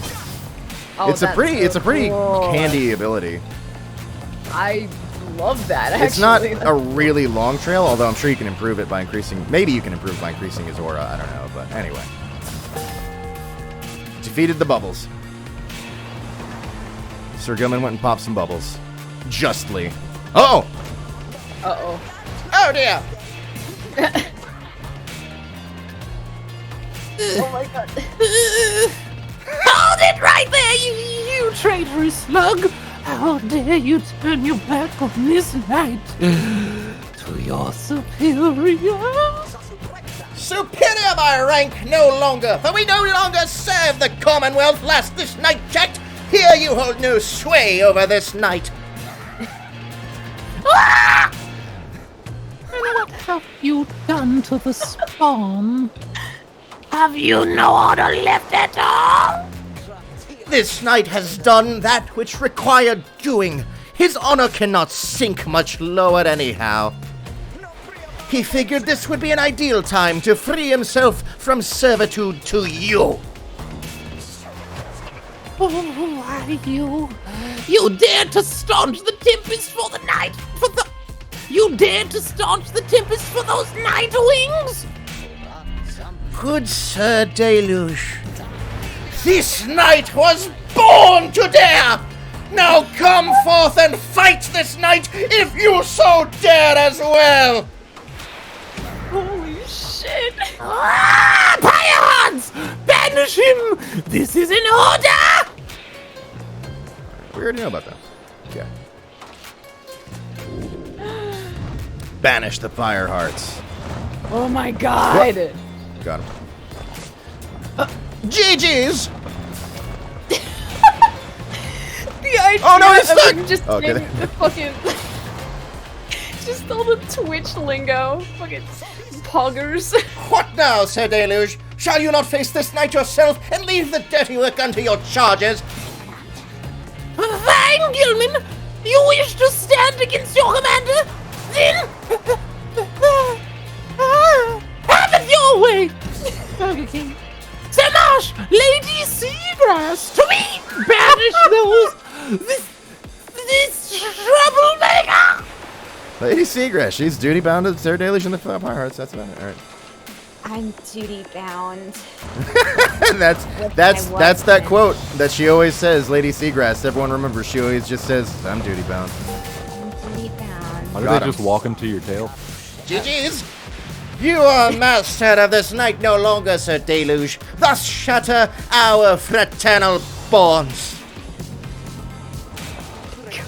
This knight would say it was an honor serving you, Sir Deluge, but that would be a bald-faced lie. And yet another stain upon his blackened reputation. Until we meet again! Oh, wait, you lowly traitor! This night will have your head... Gilman!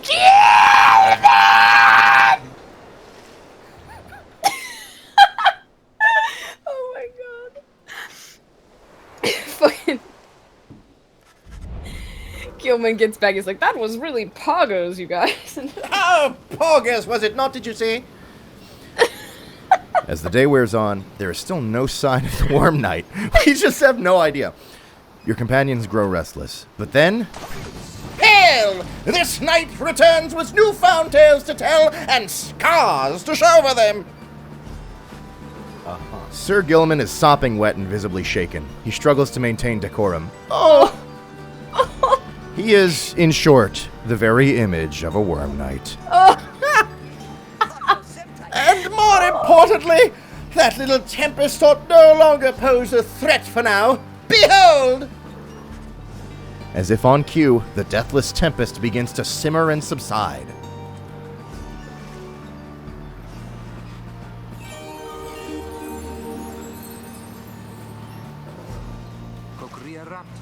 Would you look at that? He really did it. Of course this knight did it! Now, if it would be alright with you, this knight could really use some shut-eye. Just the one eye. The Worm Knight then collapses in exhaustion. You and Hedwyn help him up. Oh my god. We're just fucking...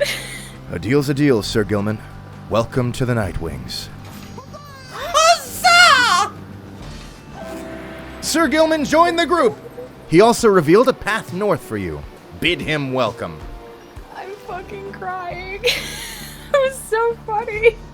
I'm just imagining him like having to like drag him and whatever, but like you know, the wet as fuck rope and shit. Yeah, it's just like worm on a string looking ass. Like, oh god. Oh my god, Sir Gilman is just today's video I posted about it lives its whole life, so you have to respect it and shit. Oh my god. Alright. Deathless Tempest, you have not yet been to this region of the downside. Sir Gilman revealed a gap in the storm that seems safe enough to traverse. Let us go!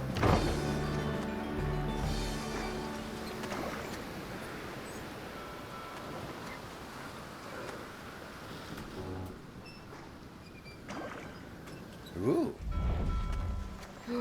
ooh. Oh my god, it's full of crystals. With Sir Gilman's aid, you managed to breach the Tempest.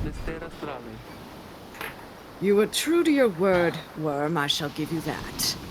But now what? We're stranded in this cursed storm. A most excellent question, and from one most fair. Do not flirt with me. Call me that once more and I shall tie you in a knot. And from one most spirited as well. This knight was wise to side with ye. Don't side too close. Just where do we turn from here? Answer the question now. Sir Gilman does no such thing. Although eventually, he does make note of a specific current that should lead you to the lands beyond. If I may, I can corroborate with Sir Gilman's account. We are close to making landfall. Then, let me be the first to say, let's go. You are on the verge of sailing across the Sea of Solace. Voyage onward. Say, Tariq. Aye, Ruki, what is it? That loot you're always carrying around. You know how to play that thing, don't you? You've literally heard him play it how many goddamn times since we've been on the road, Rookie? Why, I suppose I do. Good. Because I was thinking it's a little gloomy here. We should use a little, we could use a little tune to lighten up the mood, you know what I mean? Yeah? Aye, then let me see what I can do. Yeah, nice song time. I'm gonna mostly just listen to it. Black Basin. Not yet been. Downside's northern landmass should be just beyond these waters. I didn't know there was singing. Holy shit. The waters high, the misty morning over the brine, relies a leaden Can I use the horn? Nope. The Fuck. stars all hide away from the chill until Oh yeah, Darren the Korb. evening rise.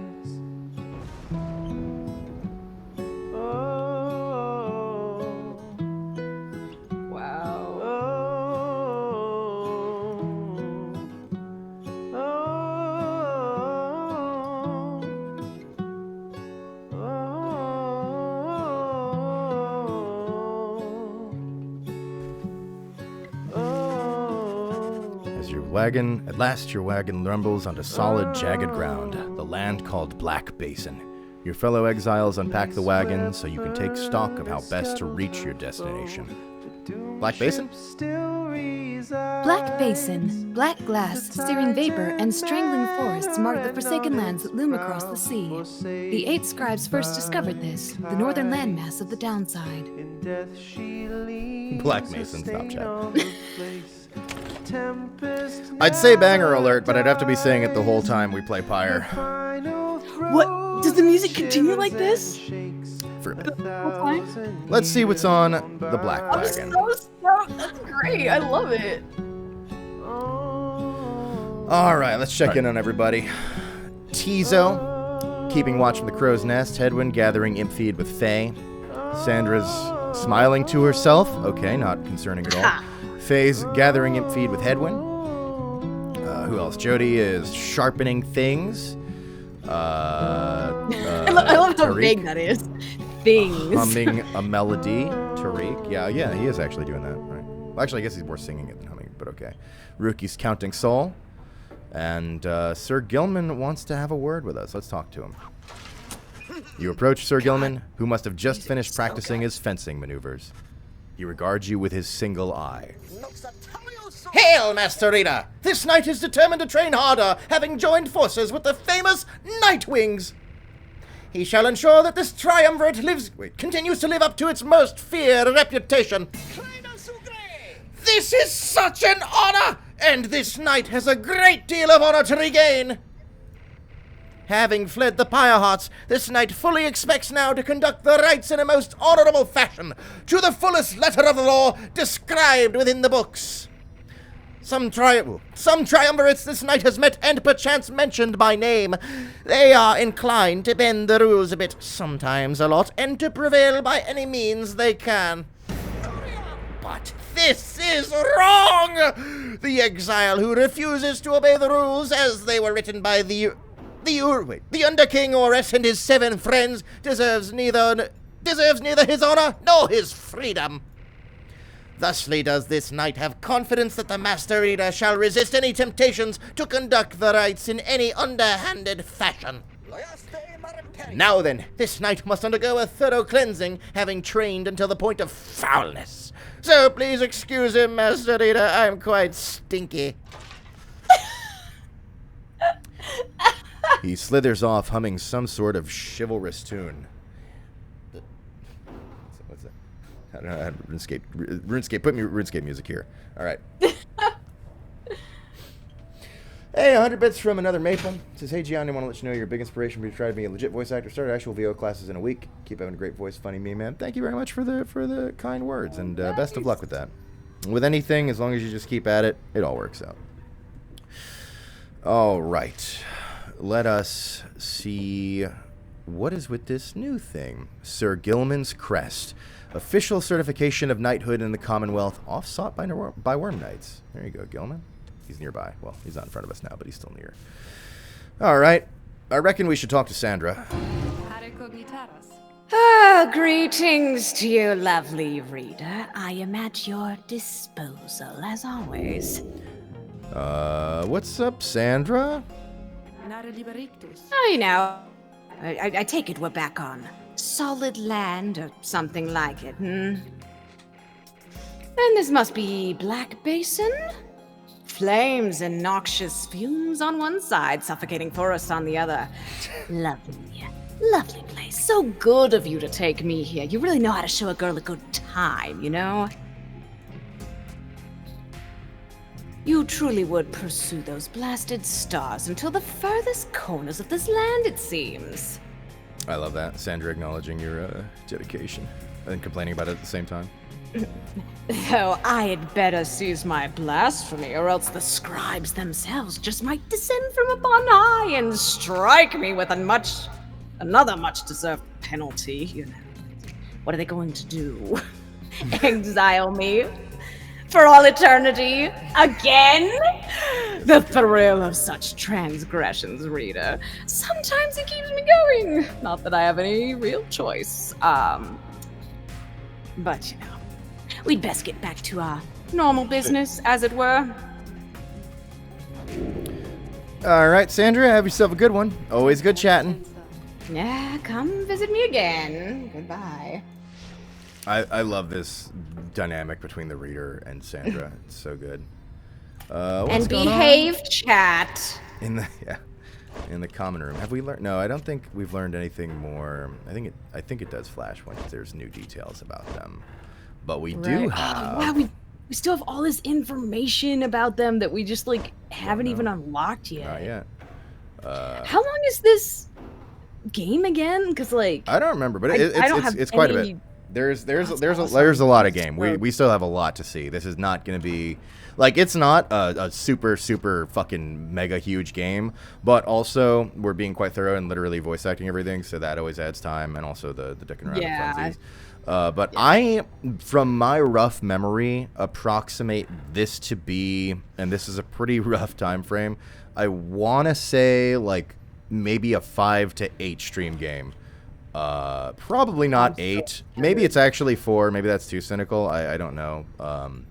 But I feel like it's somewhere in that range. And if I'm really wrong, I feel like 10 at max. But suffice to say, there's quite a lot of this game.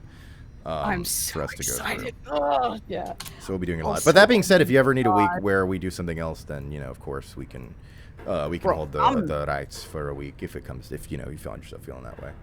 I'm in this, man. I'm here. I was just curious because I'm like, God, I'm having so much fun, and I was really worried that it's gonna be over before. No. There's quite a bit. Like, thing, like Pyre's not gigantic, but you might say it's super giant. But it's pretty. It's got a lot. It's got a lot going on, especially for us the way we're playing it. Yeah. We're as always just adding our own bullshit lore to the thing. You should check the group chat. All right, let me see here. Let me read our chat that we have. Oh my God. Has that been linked to the Twitch chat? I had. I'm gonna put that in the Twitch chat just to make sure, folks. You should look at that. That's quite good. All right, let's read about Sir Gilman. Sir Gilman, the Honor Seeker. He is a once proud knight of the Sea Dominion on a self-made quest to regain his honor. His race, worm, relatively intelligent for amphibians, and for the chivalry, hot tempers, and reckless determination, it was inevitable that the Sea Dominion's teeming masses clambered onto a shore seeking glory. Worm Knight was his past occupation. The title Knight means nothing in the Commonwealth, but means a lot to worms. Those who clambered from the depths found a willing new employer in the Commonwealth. Don't know his astral sign or his crime or motive or he is exiled yet. Observations. One of the outlandish worm knights of the Sea Dominion, he appears to have withstood many battles in the name of the Commonwealth, which employs many of his kind for its ongoing war against the High-Wing remnants. His exile seems to be self-imposed, though even he can only take so much abuse from his fellow knights. Right. So he believes he has to pay for justice to be done to him.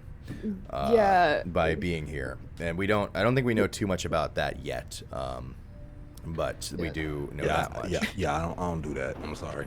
Listen, Sir Gilman, it's called like masochism, but like go off. I guess it's just like whatever your prerogative is, man. I don't know. All right, let's see what's going on out in the world, I suppose. Survey the surroundings. Looks great out here. We're in hell. You find that Hedwyn has asked for several volunteers to scout the area and report back. All right, everyone, don't go too far, and let's meet back by dusk. Dusk. All right. Please use caution. The exiles dwelling in the lands are, well, rather territorial. For your part, you remain with the Black Wagon to keep watch. You see occasional dark shapes soaring across the sky, but none of them draw near enough for you to see in any detail. Eventually, your companions make their way back, and everyone arrives as planned or earlier. Hi, everyone, I'm back. I've come back. Faye returns from the east with little to report, save for word that the glowing molten rock there is very, very hot. This knight yet lives, although he has little else to report. The newest member of the group, Sir Gilman, returns from a northern pass, visibly shaken. He appears to have discovered an intense fear of heights. Oh. Chizo wonders whether any species of fish lives in the pools or rock nearby. He's still sad about the fish. All right. Little Mtizo seems disappointed to have left the water behind. He remains with you, near to the wagon.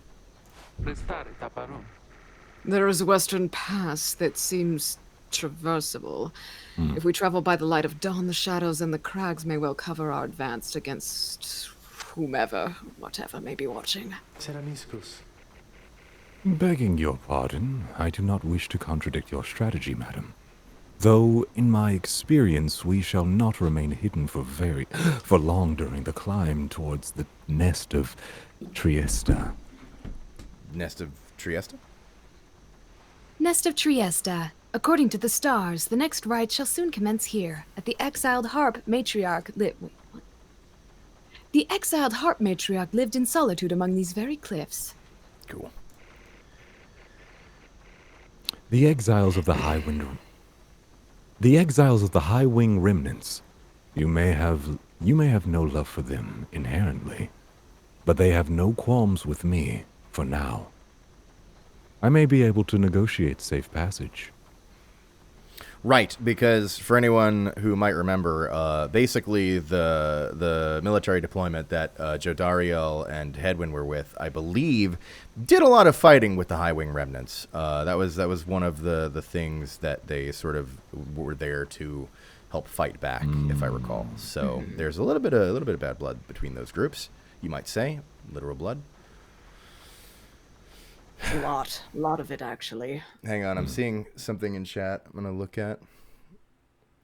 Oh, god damn it. All right, I'm going to put it in our group chat, and the grifters here can have a look as well. Oh my god. Fucking Dids from Wokao. Thanks. When the twink is fine. God fucking damn it. I can't deal. This is so funny. Right. Yeah, let's press on. Negotiate with them? Then Hedwyn steps in as the lone minstrel bows and backs away. Right, back away. Tariq's just like, okay. All right, that's out of here. Hey, let's not decide on this just yet. We're not going anywhere right now, that much we can agree on. We'll decide how best to go ahead come morning. For now, let's take the rest of the afternoon and get our bearings. Jodariel glares at the sky as everyone else disperses. Everyone's backing away from Jodariel. To be fair, we did just propose that she negotiates with a group that's probably like killed a bunch of people she knew and shit, so. Like everyone that she's lost in war would have probably been lost to those guys. Like, her entire life has been spent fighting them, so that sucks. I can do some vocations. That's great, Jodariel. I'm gonna learn the yo-yo. Let's see here. She's just glaring the whole time. Do I need to mentor anyone? Oh, what's everyone up to? Hedwyn's brushing the imps with Tizo. Tizo's brushing with Hedwyn. Ruki's chewing on something. Wait, okay. What do you have? What's Ruki? Nothing. Wait, open your mouth. Open your mouth. It's just prying the dog's mouth open. Oh my god. God damn it.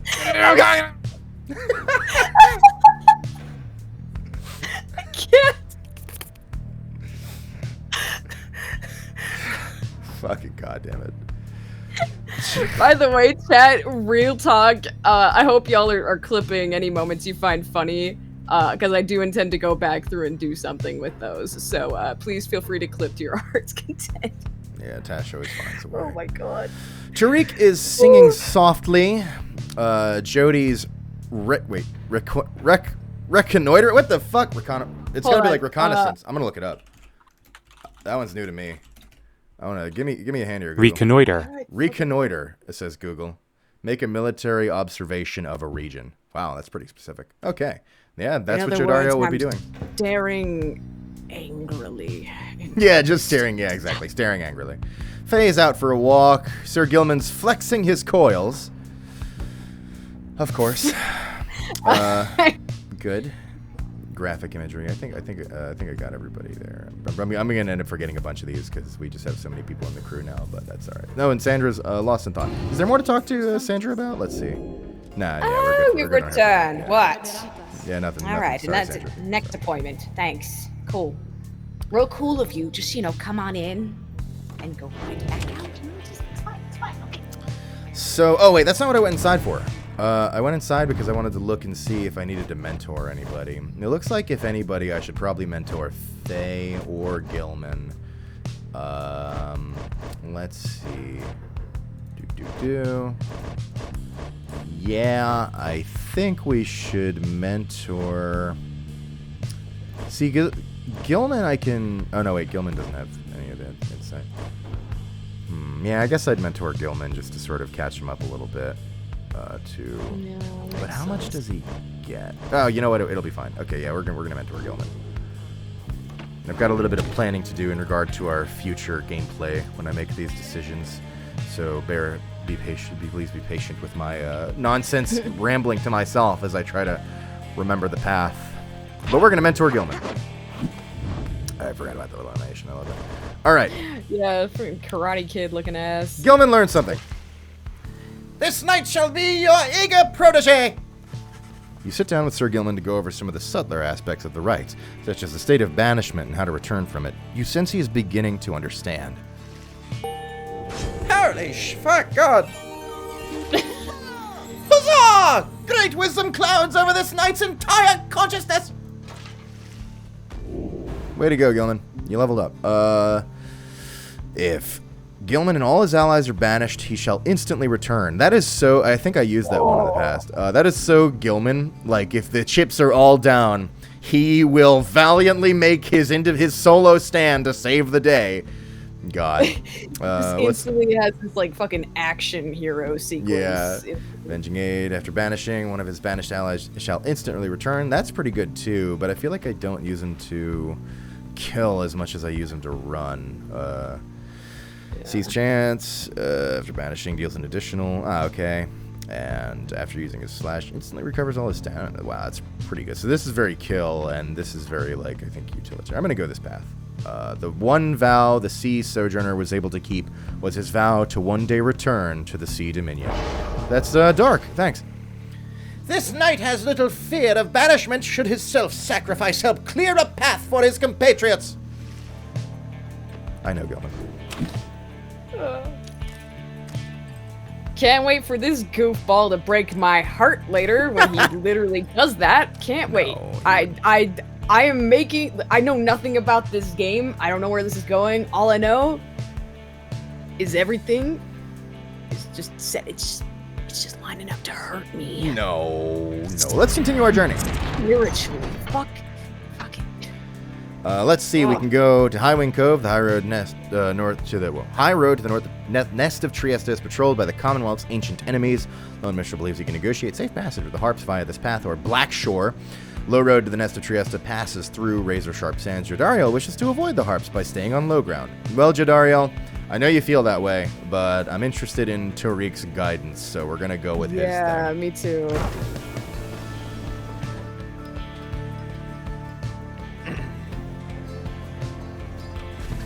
Also, I want to see, like, who these people are, like, what these... Oh my God! Like, oh my God. She's just kicking in the door. Show yourself, you frightened little birds. It's the sound of Jodariel. All day long, winged shadows cross the sun. You are being watched. Jodariel is very unhappy about it, though the lone minstrel now attempts to calm her. Perhaps I can communicate with them. Please believe me, madam. Please believe me, madam, when I say your enmity towards the harps had best be in check here. Harps? Harps, a winged race also known as the High Wing Remnants, at war with the Commonwealth. They are as coarse as... I forget what I did. It's good. Go on, yes. They are as coarse as their feathers. They hold themselves superior. The Archjustice Androbeles the Ninth. Interesting. Jodariel looks at him with fury in her eyes, yet he retains his calm demeanor. Soon she grants his request with a silent gesture. Then he calls toward the heavens. Good sisters, we are humble travelers such as you, and beg your leave. We journeyed by the sea and seek safe passage through the lands.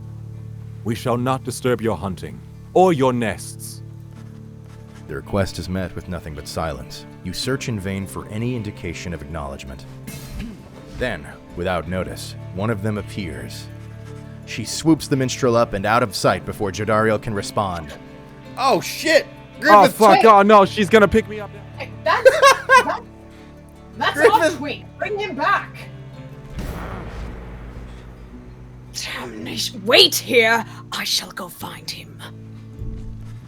For a long, terrible moment, you are alone with your panic.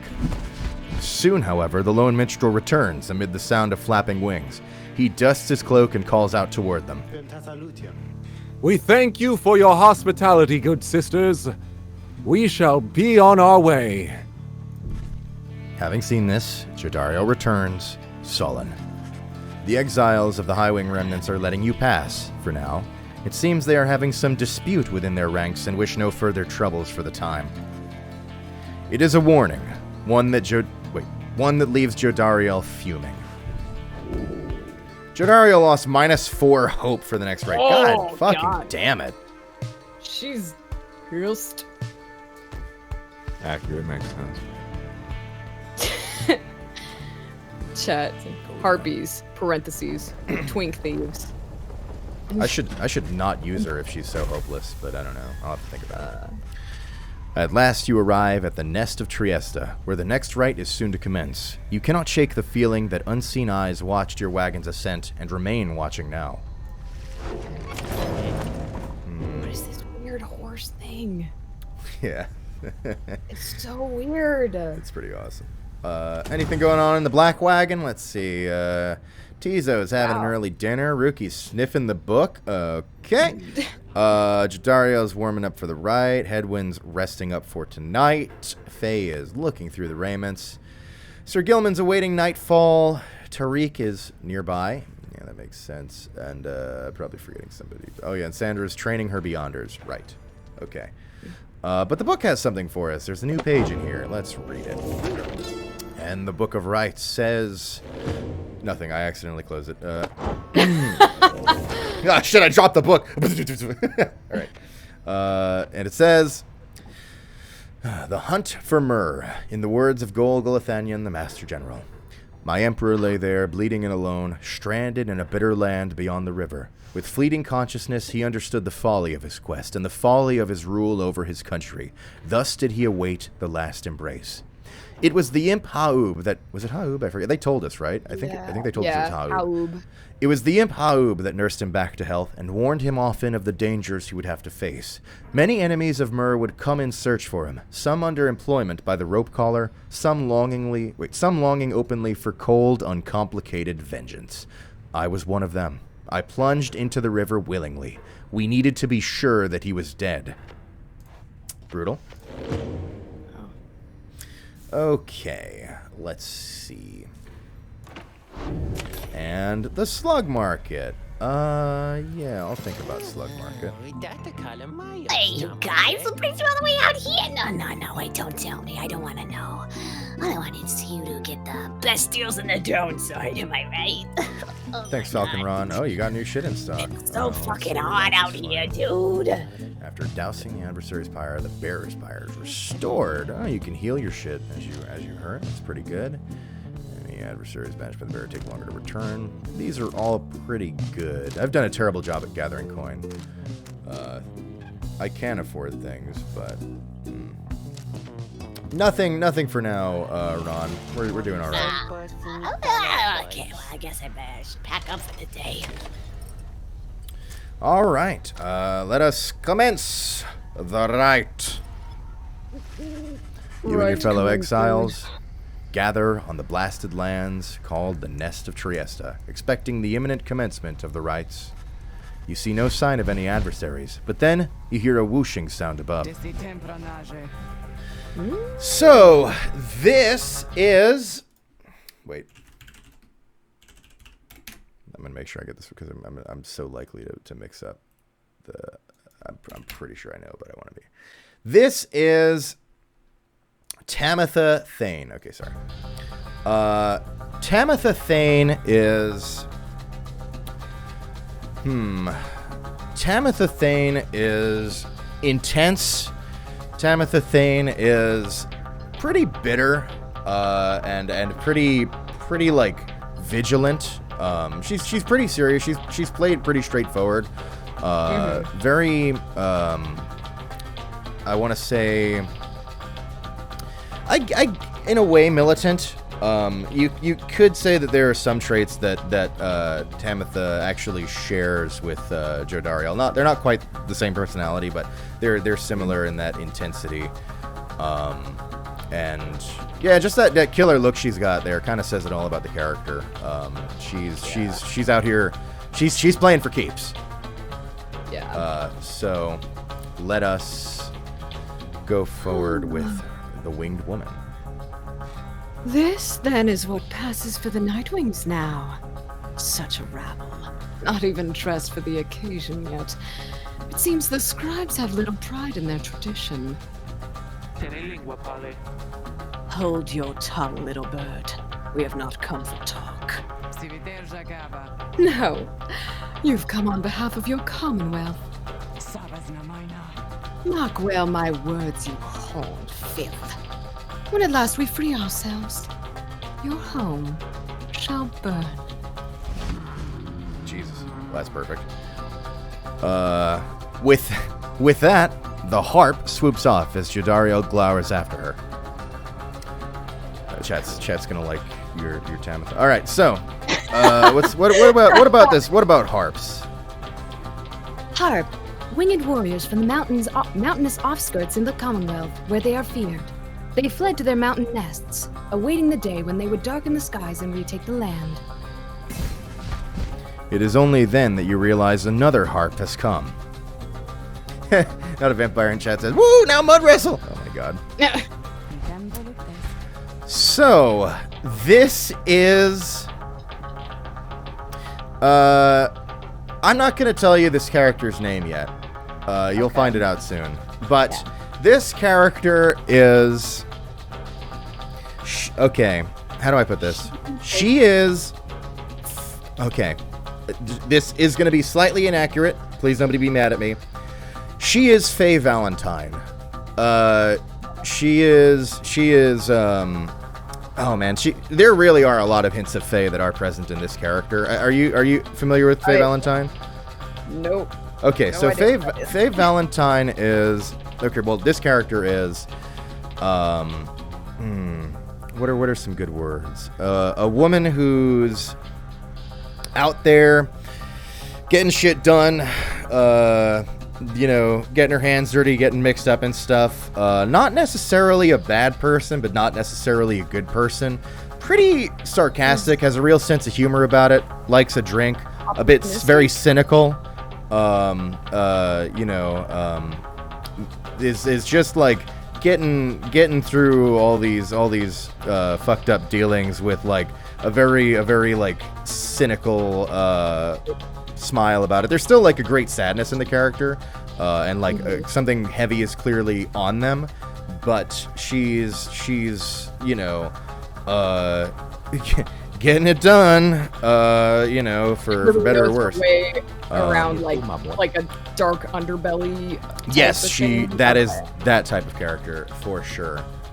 And personality-wise, you said she's like very cynical, whatever. Cynical, intelligent, sarcastic. I mean, she's not like a parody of sarcasm. Like it's not like all the fucking time. She's not just like a wisecracker or anything. But she's a femme fatale that can appreciate the humor of it. Femme fatale, damn. All right. Yeah, I get podcasts all the time, so. She is quite serious, I assure you. I can help you sort her out, though. It's in our mutual interest. Okay, and I'm just going to go ahead and put chat into emotes only mode because I'm afraid of how they're going to react to this. Great work. Just killing it. Absolutely amazing. What did I say earlier? Okay, cool. All right, awesome, good. Moving on. You know not of my interest. Let's give this another shot. Hi, my name is Tamitha Thane. Tamitha Thane. She appears to be one of the winged harps of the High Wing remnants, now bound in exile. Okay, I read that one, but that's fine. The surly one back there, that was my blood sister. No need to judge her harshly, though. We've only met just now. Though I must say, something about you reminds me of her. Oh my god. This is perfect. Jiggle actually put the chat in emotes only mode, and the result is that they exploded with even more horniness. Like, I'm looking at full-on fucking Ahagaus come out. This is amazing. We should do this all the time. Oh my god. Oh, the ravioli or the spaghetti and meatballs are coming out. God. Okay. Oh no, not the ravioli. All right, sorry. Let's press on here. How dare you implicate that I have anything in common with your ilk? Just then, Hedwyn shows up to intervene. He whispers something to Jodariel. No, Hedwyn, you cannot be serious. Jody, I'm asking you to trust me on this one. Am I perhaps interrupting something? Say, by the by, however did you make it all the way across the sea? Didn't see you fly in. Trust is something I am loath to give away, Hedwyn. But you have set our course thus far, and I have followed, so... do as you must. That Sandalwood had better have an explanation for all this. Jodariel storms off as Hedwyn turns to you. What's your take on this one, my friend? Our informant wants someone for each mask. I hadn't expected we'd run into a harp, yet here she is. What are you getting from her? You turn your attention to Pamitha, who has been watching with bemused interest. Yes, what indeed are you getting from me? Reader, are you? Pleasure to make your acquaintance, darling. Well, here I am. Gaze intently all you like, as I know the chat is already doing. And tell your comrade there the truth of it, why don't you? Oh God, okay. You sense that she is conflicted about something, though you do not know what. You also sense, however, that her motives, here and now, are earnest. Hedwyn wants to know your initial impression of Pamitha. She seems alright! Alright. She seems alright. You are willing to take Pamitha at her word and see in her the potential for a valuable new ally. Express your reservations. It may be that her training gives her some resistance to your scrutiny. Or admit you do not know. Having only met her, you cannot sense whether to trust her and defer to Hedwyn. I'm gonna say, you know what? You know what, Chad? I think she seems alright. Yeah, she's alright. Oh yeah, alright. You tell Hedwyn that you think the group should take its chances with Pamitha and take her at her word. My thoughts as well. I think and hope Jodariel will come around. He then turns to Pamitha. I'm Hedwyn. We'll accept your offer on 2 conditions, if you'll hear me out. Conditions? Why, sure. I love a good condition or two. Does it come with a safe word? First, after we're finished here tonight, you come along and make sure that your blood sister and her friends don't give us any trouble when we're headed out. Second, you'll have to find a way to get along with Jodariel, whom you met earlier. Brilliant. I had no plans to stick around here anyway. As for your demon friend, no doubt we'll get along famously. Now, I don't suppose you have an extra set of raiments I could use, because I think the rite is getting started. I need to slip into something a bit more comfortable, you know? You look up and see that she is right. Pamitha Thane joined you. She has a score to settle. Bid her welcome. I wasn't expecting to get a femme fatale in this group. I'm stoked. Yeah, she's really good. You're gonna love this character. Oh, I know I do, but chat sure does too much. So calm down, y'all. Higgle says, Johnny, beware, I'm gonna release the beast. That's fine. Thanks, Higgs. Yes, do it. Yet here you are, somehow, upon the nest of Trieste. Thank you for the vote of confidence, You swelled the Lucas. ranks of your triumvirate not merely with another, but with 2. Yeah, that's true. One from the Pyre Heart, no less. And one who seeks the favor of the adversaries whom you'll imminently face. They are the essence. winged terrors, as you soon shall see. Can your longing for freedom match their hatred for the vibrant country that was once your home? From a distance, you observe as Pamitha, now clad in Nightwing's raiments, heads toward your adversaries in the Rites. Oh, that's cool as hell. Yeah. You. What sort of heathen hop would dare take wing against us? Your new companion then loosens the bindings on her mask. Hello there, Tamitha. Pamitha's blood sister stares back at her a while before responding. What in the saint's name are you doing here with them? Saint? Saint Triesta Tithys. Tithys? Tithys or Tithys, I forget. This, yeah, no. Tithys. Fifth of the 8 scribes of the Book of Rites, known as the Disciplined, or the Blessed-born. Chat? Don't. The eldest of the Harp Matriarchs, she anointed the Book of Rites and gave its words their power. Thanks, Siri, for also being a mod. Doubtless come to dig your talons in my back again. No, sister. I've come to have a word with you. Save it. I cannot help but share your poisoned blood, but I shan't ever count you as my sister. You expect me to believe that you came all this way for talk. You waste your time as ever. What's life if not a waste of time, dear sister? Give me a chance, why don't you? What do you even have to lose anymore? Besides, I've come a long way. Silence. You shan't have come here, and the time for talk is long since past. If only you could see yourself. Again, consorting with my enemies. Fine then. Savor their defeat. But I warn you, stay away from me. Pamitha says nothing more as her blood sister turns away again. Pamitha gets your attention. Listen to me, reader darling. The rest of you are ill-equipped to navigate this place. Let me conduct this right on your behalf, and my wings will bring you victory.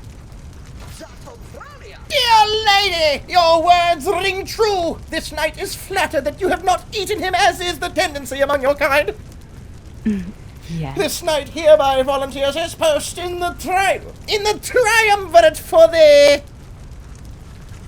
Sir Gilman refuses to participate in the rites this night so that Pamitha can face her sister. All right, Gilman, I wasn't going to use you anyway. Okay, yeah, sure. You observe the treacherous terrain. Pamitha should be better suited to the rites here than the rest of you. Who shall conduct this rite? Gilman! His status is chivalrous! Sir Gilman wishes for Pamitha to conduct the rite instead of him. Oh, everybody's out.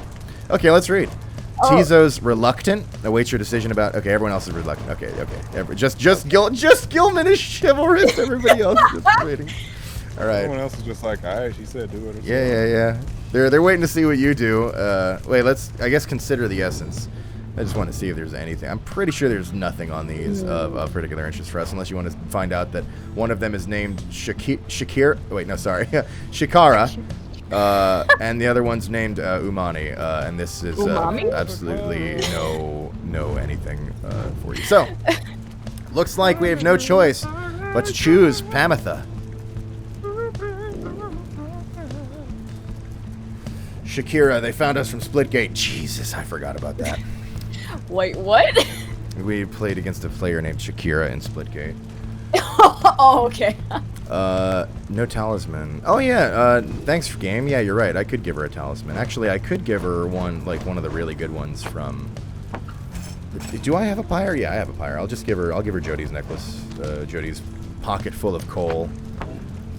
That seems probably pretty good. Ruki's is really good, but I think it's only for Ruki. Yeah, it's just for Ruki. So. It's him only, so... So yeah, we'll just go with this. Why, I thought you'd never ask there, darling. I accept. I completely forgot that Jody boosts the fire a bunch because of Jody's specs. I forgot that the coal does a little bit, but most of Jody's boost actually comes from Jody herself. I totally forgot. But that's fine. It will be fine. If the little bird is going to conduct the rites for us, then I shall not. Taking her fucking uniform off. I'm going home. Well, you clearly have this handled without me. You even took my rock and gave it to her, so you know what? I'm useless. I'm just here, you know. I'll go. I know when I'm not needed. Okay, so Gilman's chivalrous and Jody's unwilling, refuses to participate in the rites with Tamitha. Thanks, Jody. Wait, Jody had a big drop of hope anyway, so that works out. Actually, 4 is not that much, but it's still a chunk. So anyway, we'll go Tamitha, and I don't really have any other beefcakes, so I'm just gonna run. Usually Edwin you use Jody for just because like her presence, like her aura, just is huge and it uses goalie. So could you use Tizo instead? Because he's got a big. Is his presence pretty big? I could use him. Well, I thought I remembered it being bigger than expected. It could, you know what? I'll go with that. Yeah, he'd probably be pretty good for goalie. And then I'll also take if Tizo's going to be goalie, Tamitha will basically be the headwind, which will mean that I'd really do well with the Ryuki. Yeah, that'll do. I'm pretty happy about that. Chat, please stop taking everything I say as horny. I don't know how to deal with it. There's nothing that can be done. It's because you're too good at your job, and then the characters are inherently, it's hopeless. I doomed us by playing. The mistake was playing Buyer. Do not loot Tizo. So it's your fault, oh my god, basically. it's all my fault. Do not loot Tizo reminds me of Diesel Brain's Balls Kirby, which if you folks haven't seen, I won't link because it's a dick. But Balls Kirby is pretty good. Anyway, so yeah, we'll go Tizo and Ruki and Tamitha, and I'm sure it'll work out. Oh yeah, and I might as well give him a fucking All right, chat. You got me there. What do you got, Tizo? Tizo promises to do his best against Tamitha and the Essence. Okay. And we'll also go with Ruki.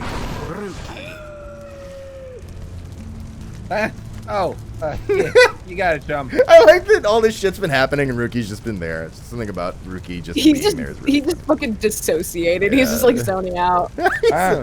Yeah, you're right. Tizo's Essence is huge. That was a great call. I forgot.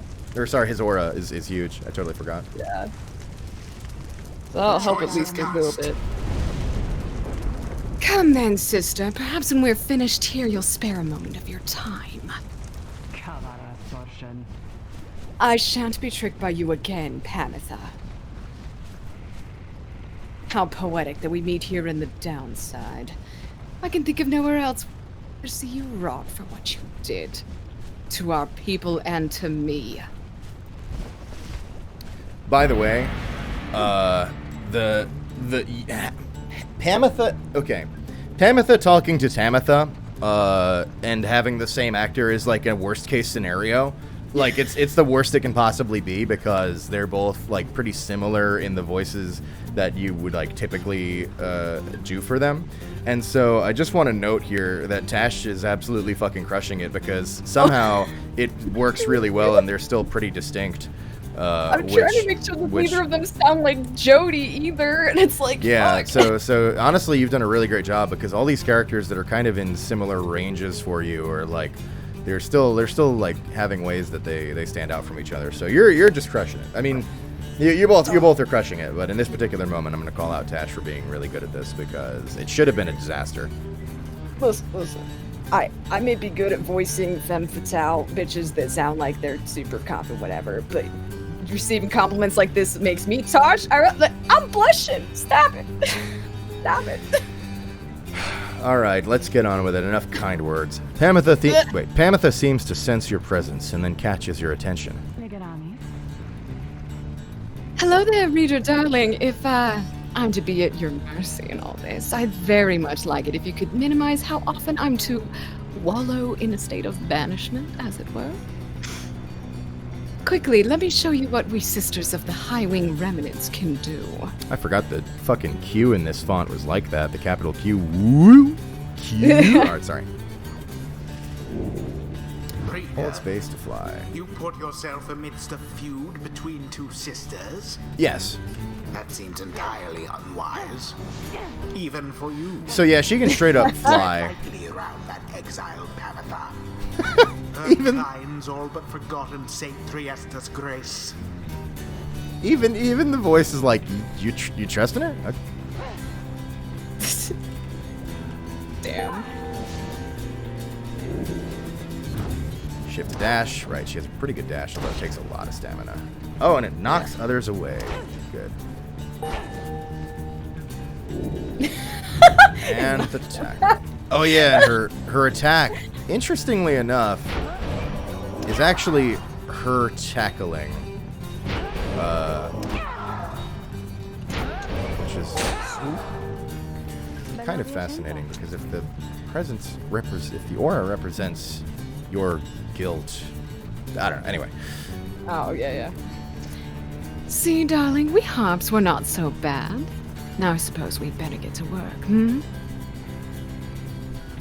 Just don't go underestimating Tamitha over there. I trust you'll do the best you can. Tamitha Thane. She's a vengeful tactician of the High Wing Remnants who plot the Commonwealth's ruin. Well, that's okay. To the skies, sisters. Talon formation. Fucking nerds. Alright, Rookie. That's it. Yeah, fuck all this drama. Just Rookie it. Whoop. I love Rookie being like, just also just being like immune to like the weird sexy energy that's going on, and like, yeah, the fuck. He's got his mind on his money and his money on his mind. You know, he's not getting caught up in all this. Tizo, was it?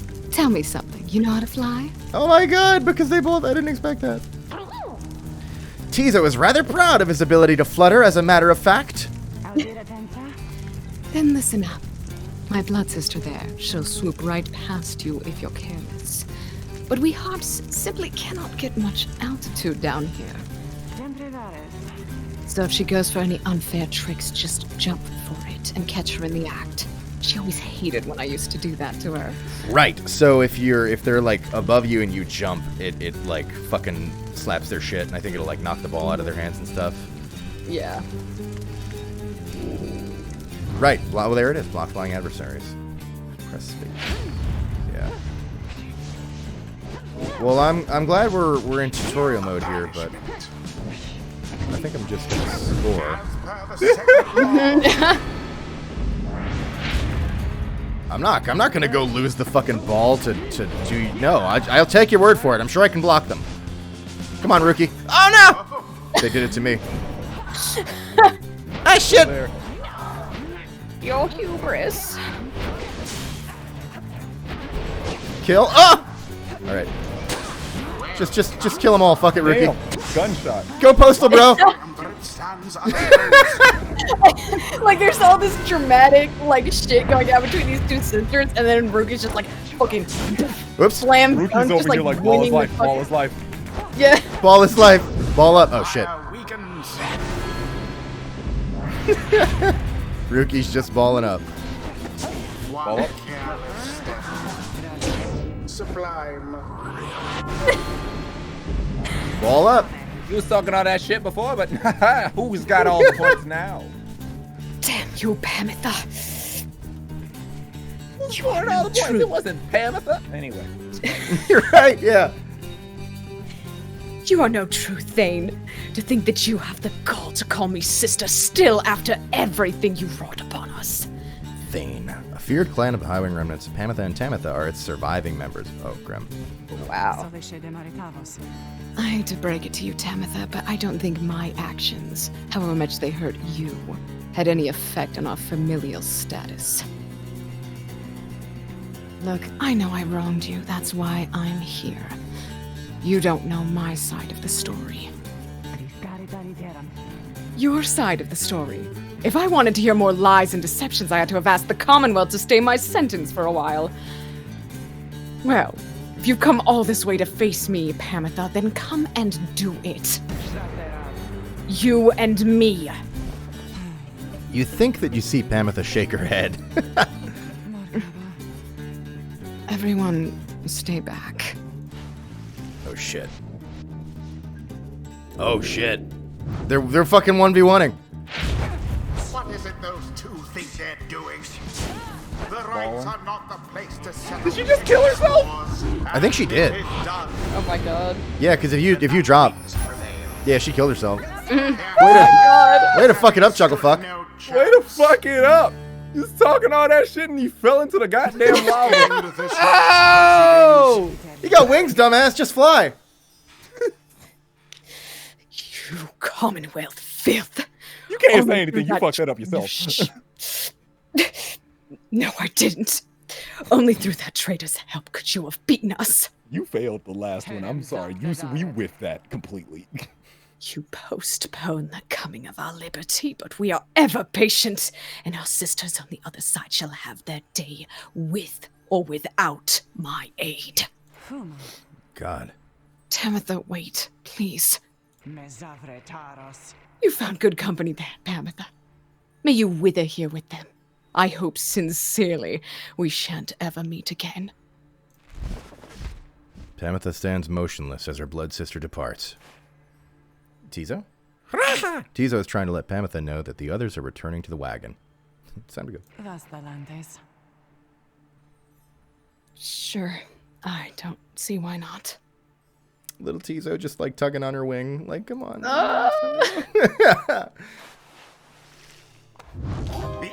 Good job. Bless us with their ways. Damn, Rookie crushing it. Ball is life.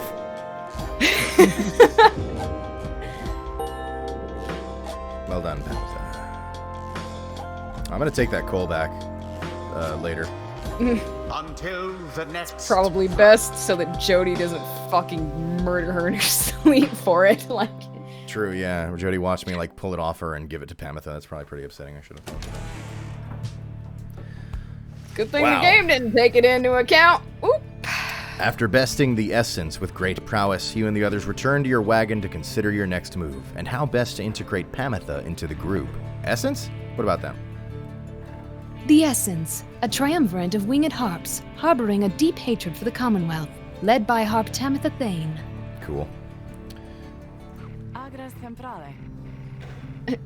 Don't worry, I won't be staying any longer than it takes. I like my air fresh so I can sleep up on the roof. I trust the rites will cause my path and Tamitha's to cross again before too long. You're welcome with us for now, Pamitha. Trust is what got us here. Isn't that right, Rookie? But Rookie does not seem to hear the question. He has been rather quiet since first encountering your new guest. Pamitha shoots him one of her smiles. He stammers something about having to check the wagon wheels again. I gotta go check the wheels later. He runs off. During this discussion, the minstrel pulls you aside. Reader, I ask a moment of your time outside. Darling, we can't have too many of these sexy voices in one scene. The chat will combust. It's not my fault. It's just how I live. There's somewhere I may ask we go. Here in Black Basin, reader. By your leave, of course, and provided that the stars allow it. Would you look upon them for us? Please. Tash is right. I think after this stream we're gonna be eligible to start uploading these to Pornhub as well. Looking forward to expanding to new platforms. You look towards the heavens. Seek now your destination. Let us see. Yo, should we wait the Empire right now? Shouldn't we switch over to the ASMR tag? That shit's going crazy. Wait, we do have the ASMR tag on the stream right now, right? I don't know. Probably not. I don't remember to add it. I had the voice acting tag. I don't know. I feel weird. I feel guilty putting on ASMR because sometimes I just lose my shit. I'm like, what if somebody comes here for like a nice little ASMR, and then they tune in, and I'm just out here like fucking, I shall defend you on an island, like, and just like completely going. Okay. Okay, wait. We actually established this on a previous stream, but you know, screaming and shit is just high octane ASMR. I think you put it. So yeah, you should It's just fucking high put that octane. tag Okay, back okay. on there. I'll add that next time. High octane ASMR. Okay. Let's look at some of these surrounding stars. We already looked at that one. Anything new out here? Do we see? No, we got that one. Okay, that's it for now. In that case, let us go to Lu, the vernal star. The vernal star burns bright over the densest woods in Black Basin. Let's see it. Sick. Pretty. I like it. The Glade of Lu, directly due west. Then it is just as my client indicated. Glade of Lu. What about that? Glade of Lu, according to the stars. Oh, I keep reading that same line. It's always the same line. Anyway, whatever. Glade of Lu, the great sap. I keep reading things without reading them. You know what I mean? Yeah, no, I get it. Totally same. Okay. The great sap scholar Lu Sklorian, here vanquished. The root titan Linless Arizek? Yeah, Arizek sounds about right. Siri's gonna take the night off now. This client of yours, our informant, Sandalwood. The very same. He entrusted us with this wagon, this quest. Why? What does he want from us? You may ask him yourself. He awaits us somewhere in Waking Wood, due west. How do we find him? He shall find us. It seems you are soon to finally meet Sandalwood. At dawn, you shall have to cross a single narrow path leading west, where he supposedly awaits. Interesting. Before I go into the Black Wagon and talk to people and check on the stuff and on the things, I'm gonna do a quick. Well, actually, let me ask you guys, you two. We're at about 3 hours. Normally we set 4 as like cap, but I'm super open to anywhere between like 2 to 4 hours is totally reasonable. How are you two feeling? Does everybody want to keep pressing on for maybe about another hour, or should we stop here? And if we're gonna press on, then we'll do a little BRB. I for one am always down to keep going. Like I said, I fucking. Well, that's 2 out of 3. know. But this ain't a democracy. I'm gonna count Seigi's vote too, because I won't just drag his. Listen, Tash. I'm not just gonna drag his corpse across the finish line just because we said yes. Seigi, how do you feel?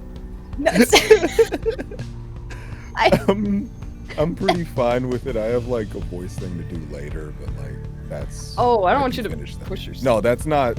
It's like they want it by the end of the week. Okay. So, Oh, I Gotcha. see. Okay. Right on. In that case, like, we'll do a little be right back, everybody, and we shall return to Pyre shortly.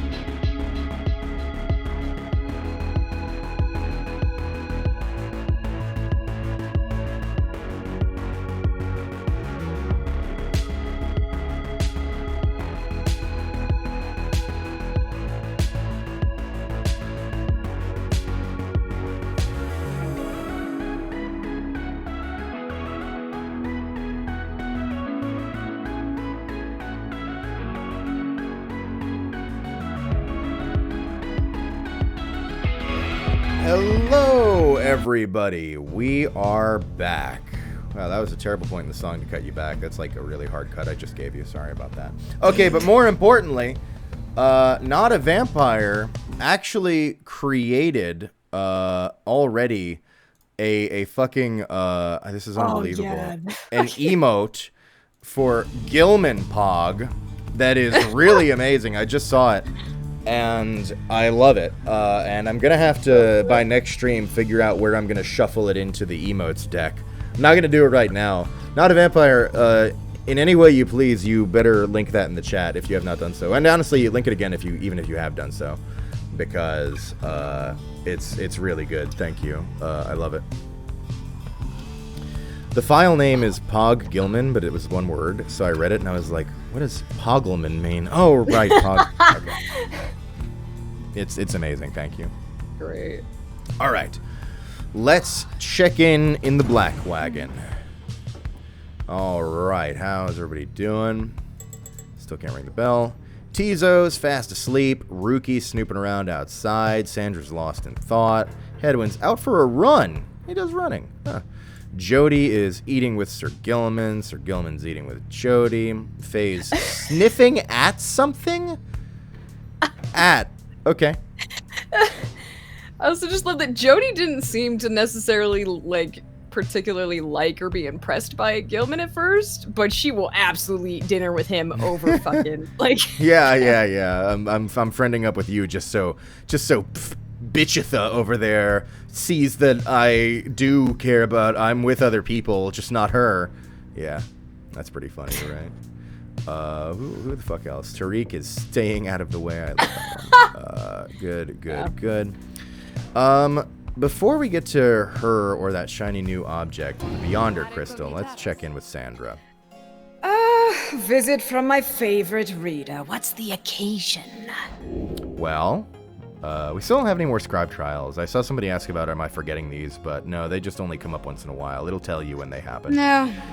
None of And them there's are worthy for the time. nothing else on Sandra's mind. Bye, Sandra. Oh, okay, bye. Okay, so in that case, let's talk to Pamitha. Seems to have something on her mind. Mods, get ready. You approach Pamitha, who has kept to herself since she joined your small band. You sense she is unaware of you as she preens her flight feathers, but then she speaks up before you can do the same. Come to check up on me, reader darling. In those first moments we met, that vote of confidence in me which you relayed to that nice headwind boy, I'm grateful you were willing to see past these wings. One of your kind's ancient enemies just happens to insert herself into your group. Chat, don't, and you just go with it.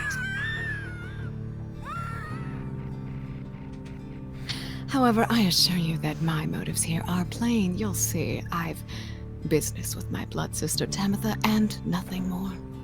You briefly met, I think. She's quite a catch. As to the little quibble between us, well, it's a long story all in all. One that's frankly no one's business but hers and mine. Surely we'll run into her again. Maybe not soon, but in time. And we'll have the rest of our long lives to wait. Anyway, happy to aid you in your quest until such time. Especially to the extent that it aids me in mine. A simple exchange, as it were. Until then, stay vigilant, darling. You needn't concern yourself with making small talk with someone like me, and besides, we harps have a saying, liars abound. That's an intense saying for your people to have, but okay. She swoops away before you can respond. Wow. And it looks like there's a new... What's that? Just laughing at... I didn't expect to get you that hard because you fucking wheezed. Yeah. And I almost broke right there, like... oh my god. Enough about Pegatha. We have a new toy in the Black Wagon. And it's, let's see, what do we have here? It is Pamitha's Moonshine, kept close at hand in the off chance of a good occasion or a very bad one. We're gonna look at that, but first I just want to do something before I feel myself forgetting. I can. It's already slipping away from me. I'm going to take this back off Tizo. Give me that shit, yoink. Yeah, Jody, get your thing back. And Hedwyn, I guess. Actually, you took that off of when he was sick. Faye yeah, took his that's thing. right. That's right. Okay, so Hedwyn can have back the quickness. And this can just hang out. I've done absolute piss poor on getting items, but we're crushing it anyway. I'm fine. I'm a pro pyre player. I don't need them.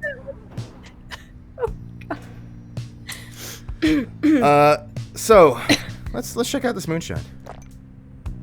I don't know if you guys heard, there was a little gulp into my vision. Oh my god. Yeah, I heard let's that. Let's check out this moonshine. Oh my god. Let's check out this moonshine. Wait, are we getting deuced? Pamitha notices you with her bottle of moonshine. Is there new stuff about there? Outcast of the Winged High Wing Regiments. To comment. Yeah, no, I don't know. Drink up by all means, darling. Nice to find a child after my own heart. Yeah, I hope you don't mind me having some of your juice. Nope, that's all right. Just thought because you left it out. She moves in close and lowers her voice. Oh God. Let me tell you a little secret. Oh. That bottle there? Yeah. It's enchanted. Never runs dry. Ever. Believe me, if it could, I would have known by now. So I think about this bottle a lot in my life, and all the times I long for it. She's plastered. I think about this infinite moonshine bottle a lot, and it's definitely one of my most desired items from a video game. That'd be dope. Apparently was some spurned old bog crone that once tried to make a never-ending poison, but kept failing utterly till she threw away her life's work in disgust. I fetched a good price for it. Decided to take a swig one day while on the hunt for Tamitha when things weren't going quite as well for me as they are now, you understand. Turns out that stuff is pretty good. Consider it for sharing, darling, just everything in moderation and so on, She takes a drink herself as she brushes by you. Yes, yes ma'am. Well, everything in moderation, including moderation. Let's get hammered. My god. I forget if there's an effect. It's just like, listen, Gianni, we're not playing as Smith this time, okay? We can't just do this all the time. Like, thanks to one of Rook's portals, I found my way into Pyre Lands, and now I'm here to get drunk on Pamitha's infinite moonshine. How the hell did you get here? You know, whenever there's alcohol, Smith. That's what they say. That's the saying. That's how they say it. They do not say that at all. How did you get here? I'm drunk. What did you touch in my room? Alcohol. That. Oh, God damn it. Ah! Booze. All right, that's enough for now. I'll be coming back later. Bye. All right. So that's that. Tariq's watching the sky. Jesus, I think did we read these already? No, yeah, we already did this right. Okay, cool. So pressing on in that case. Yeah. so fucking funny. Let us continue our journey. We can go to Sulphur, Maine, a precarious path leading toward the woods. The lone minstrel cautions that the one path down the cliffs is rather treacherous. Oh, we only have, the one. Oh, wow, look at that gentle slope. The wagon is The wagon has hit a snag, descending the black crags. Its wheel is stuck. Jadariel is not pleased. Son of a bitch! First that blasted little bird, and now this. Though you lack Jodariel's raw strength, you join in as she attempts to dislodge the wagon. I really like that because our depiction of the Reader, I believe, is that the Reader's really small. The Reader is not a big person at all, so... Reader's I just like over there, very small man. Like, I like the idea of the Reader just small and still probably in the cloak and the hood and everything, just like also helping in this. It's just nice. At last, with a roar and a heave, she forces the wagon back onto solid ground. she just full armed that. With everything and possibly 2 people inside. We helped. May this sandalwood be worth all of the hassle. I think she's mad. Thank you, Jody. You think? I'm guessing sandalwood doesn't like to be kept waiting. Oh, yeah, I'm sorry. He is very patient. Sorry, headphones on. On the contrary. I, however, am not. See? Not I. Let us move. I don't mean to be calling her lines before they happen, but they just happen. Once again, this character, I accidentally wrote Tasch in the casting list instead of Jodariel. I'm crying, dude. I love her so much. Soon, the wagon is prepared to press onward, down the jagged slopes toward Waking Wood. Your companions who explored ahead advise on which of the forked paths is best. Beef Mom and the Twinks is my favorite. Beef Mom and the Twinks! That's the best damn name. Yeah, I'd listen to that music, yeah. I can imagine a lot of different genres that could fit into. I'm imagining like a bluesy ska, but I don't know. It definitely has to have a ska, like, kind of integrated. Yeah. We can go Flamberg. I feel like Rookie has that fucking, he's got that trumpet on lock. Oh, yeah. Rookie's got the trumpet. Yeah, that's right. We're still trying to piece together the band. Yeah. Dude, Okay. I was low-key imagining Rookie playing the trumpet before, and I didn't actually get a chance to bring it up. I like Rookie on trumpet. That makes sense to me. We still haven't met everybody we need to meet in order to cast the band, but keep thinking about who's on what instrument. I like where that's going. I still very much think Jody's on drums. We're going places with that. We'll see. Flamberg lands on a northern plateau over Waking Wood, pocked with seething fissures. Gilman claims he can dig up something valuable here. Glass Peak, east of Waking Wood, riddled with black crags. Pamitha says she can procure a talisman here. Well, this is gold, which I don't have much of, or I can get a little tally. But I mean, I just end up using the gold on tallies anyway. Yeah, true. Or upgrading tallies. Actually, the gold could be better in that regard, because if my assumption is I'm going to get good talismans from Sandra, then I'm better off having gold that I can use to improve them, if anything. Although it could be a good talisman. Oh, I don't know. But let's go... Let's go with Gilman. I've never take gold. Let's at least do it once. Yeah. Don't worry, none of this shit's gonna matter. I'm just so good at Pyre, I don't even need any of this. Sir Gilman is relieved at your decision to take the flatter of the 2 paths down the Black Crags, though nonetheless seems rather shaken by the steep trip down. Oh, Gilman. God, sweet baby. This knight mislikes these heights! For shame, Master Rita, you must take this knight for a common, craven coward. He buries his head in the soil. When at last you coax him back up, you see that he has an item of some sort. Ha! This knight did have you fooled there, did he not? He explains how finding the item was his plan all along. Oh my God. Thanks, Gilman. He found porous crystal, sold at the slug market, valuable mineral dredged up from the Black Basin. Marketmen love it as much as dry imps. Interesting. I bet it tastes pretty good. It's just cube sugar. His fear of heights remains. It's like Journey onward.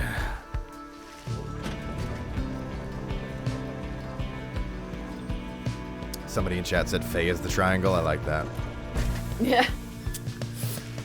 Having passed beyond the Black Crags, your wagon arrives at the edge of Waking Wood. It is here that Sandalwood is to be expecting you. However... Most puzzling. He ought to have met us here. You said he would find us himself. Aye. He was to find us at the edge of these woods. We supposed to keep waiting for him?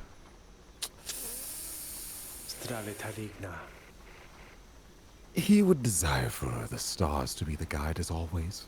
The rites beckon, and the rites take precedence above all else. Surely he shall find us yet. Then let's keep moving. How do we get through these woods? The lone minstrel notes 2 possible paths forward from this point, though cautions that the woods are difficult to navigate, and Sandalwood would have known the most expedient path. Oh, fuck God. Alright. Needlefield, small area east. Lone says his client studied the rites here, or Greymore, that contains the grandest trees in all of Wakingwood. Says his client Sandalwood once resided here. I'm interested. You just walk up to his house. I feel like this maybe could be a buff or an XP thing if it's about the rites, but Sandalwood once resided here. I don't know what that reward could be, so I'm going to take that one because I'm always going to take the mystery box.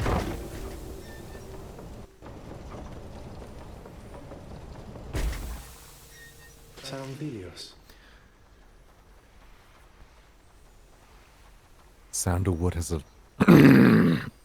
Sandalwood has led a long life, compared with any of you at least. In the latest years of his exile, he became rather reclusive for a variety of reasons he shall no doubt explain. He found some solace here in the woods, though I fear I cannot locate his residence without him. Unfortunately, you find no trace of Sandalwood, and without him there to guide you, you remain quite lost. The woods seem to have encroached. There is no path forward, while neither of the paths leading backward appear to match the route you took to this point. Fuck! We're lost as hell. Oh, I love this. Oh, cool. Under Thicket, southern past through Wakingwood. Tizo seems to wish to go towards this location. Burnt Grove, Ashen Grounds, mid Wakingwood. Faye seems drawn to this location for some reason. You know, because both... Okay, so here's my thinking. Tizo and Faye both, I feel like, know the lands pretty well. Like, they're both sort of, like, wandering explorers. They're like in I mean, not that I think they've been out here, but I feel like they're both like pretty good bets. But Yeah. Tizo is the one who I would actually put the most trust in, even though that one time I followed him to a fish and he didn't even get the fish and instead lost hope for 2 party members. But okay, I'm gonna give Tizo another shot. Yeah, let's see if he actually like makes it happen this time. I trust Tizo. The woods are so disorienting at this point that you decide to break for camp and survey the surroundings for any clues. Perhaps later there shall be time to pursue your vocations. Fuck, I'm so lost I can't even study my yo-yo. Let's see. Oh, shit. Alright, so inside the Black Wagon, the Beyonder Crystal seeks Jodariel, so we're gonna have to do a scribe trial for her. Let's see what everybody's up to, though. Rookie's looking at the book's pictures. Wait, I just thought about that one. He's literally going through the sacred book of rites and just looking at the pictures. Yeah, because no one else can read. Oh my god. Nobody else can read. Ah, that's a pretty picture. That's a pretty good picture right there. Tizo's clearing the cobwebs. Pameth's preening her plumage. I'll have a little bit of drink. Hedwin's stretching his legs. Jodariel is practicing lunges. Gilman's fixing his helm. Faye's looking for food. Tariq is humming a melody. That sounds all about right. I'm gonna have a little bit of drink and let's see what's going on with the Beyonder Crystal. Pace yourself, darling. Oh, you've returned, have you? What is it you require? Oh, and Sandra's said she was staring into space. I just saw it at the end there. Okay. Oh, yeah, you just caught me doing, the usual. Nothing. My staring into space. There's a scribe trial, but before that, Sandra, I just wanted to chat with you. How's it going? Let me ask you something, lovely reader. Have you any idea for how long I have been imprisoned here? A week? A year? Sandra appears rather youthful. Surely her incarceration should not have been that long. 10 years? Perhaps Sandra has been trapped within the Beyonder Crystal for a long time already. 100 years? Sandra could have been imprisoned for much longer than her appearance suggests. 1,000 years? Maybe guessing at an absurd number may do something to raise Sandra's spirits a bit. This feels like a trap. I'm going to say 1,000 years, and she's going to be like, great, thanks for reminding me that I'll be here for 1,000 fucking years. But, I'm going to guess I mean, 1,000 feels right, but I'm gonna guess 100. That just seems reasonable. 100 years? Sandra could have been in her current... You suggest that Sandra could have been in her current state of exile for the span of an entire century. She smirks at this. A reasonable guess, but you're off by a wide margin. I have been imprisoned, thus, for 837 years. Jesus Christ. Well, I'm still glad I didn't guess 1,000. How many months and days? 8 months. 36 days, 24 hours, 33 seconds. I've been counting, yes. You watch Dr. Stone? Yeah. According to my count, at least, it is possible I've lost track. Although, given my state, I can assure you that I have had ample time to verify my arithmetic. Jesus. She goes silent for a time. Let me give you some advice. If you decide to kill the Emperor, make sure you achieve what you set out to do. I expected my own death regardless of the outcome of my task.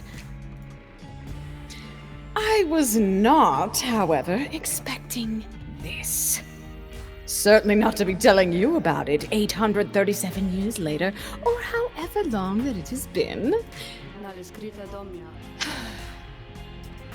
Although enough of that for now, let's get back to business. All right, Sandra. Cool. 837 years, not great. About that scribe trial. Yeah, the reward stuff. Yeah. You need but ask, my reader. And if you need but indicate who... Oh, and you need but indicate who is to be my student. Well, it looks like it wants Jody. Sandra has taken an interest in Jodariel. Prevail and earn a unique talisman. I need to see what the chat keeps going on about with this one. You ask Sandra to administer one of her special trials for Jodariel. Anything new there?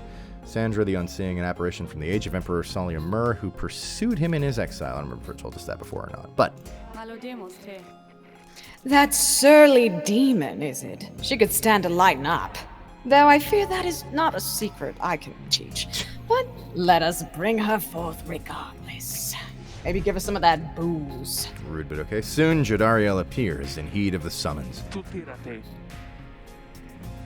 What is the meaning of this, reader? I was in the middle of my lunges. No, she just lunges in. Lunges through the door. Oh God, I can see it. I can see just it. So one vividly. giant leg goes in. Oh God. Rita. What is the meaning of this? Reader, where are the others? The apparition Sandra appears and loosens her mask. Welcome to my humble home, demon. You're good at taking orders, no? State your purpose quickly, Wraith. My purpose is to put you to the test. You may be fearsome to behold, but you are old and slow. Ooh. Your weaknesses perhaps outweigh your strengths. Though I sorely wish to see you and your lovely reader prove me wrong. I know, Ruki, that was really rude of her to say. Old, she says. Very well then, reader. Let us show her whether she is right. Well, I mean, mathematically... Never mind, I'm not going to say it. Yeah, Jodariel. Oh, I just kill. Okay. Oh God. Dashing once spends all of Jody's stamina. Alright. The lunges weren't enough. Oh fuck. No, I think she's just sore from the lunges. Oh She's yeah, sore from the lunges. yeah, like you didn't give me any warning. I just finished leg day. I'm not sure what you expect. Fuck. It's definitely testing my ability to do something with Jodariel. Whatever that something is, I have not yet figured out.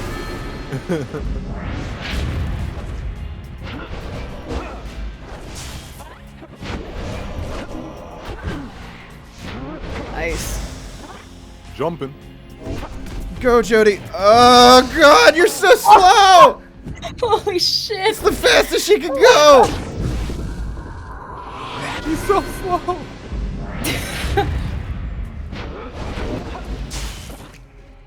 Maybe if I power to it.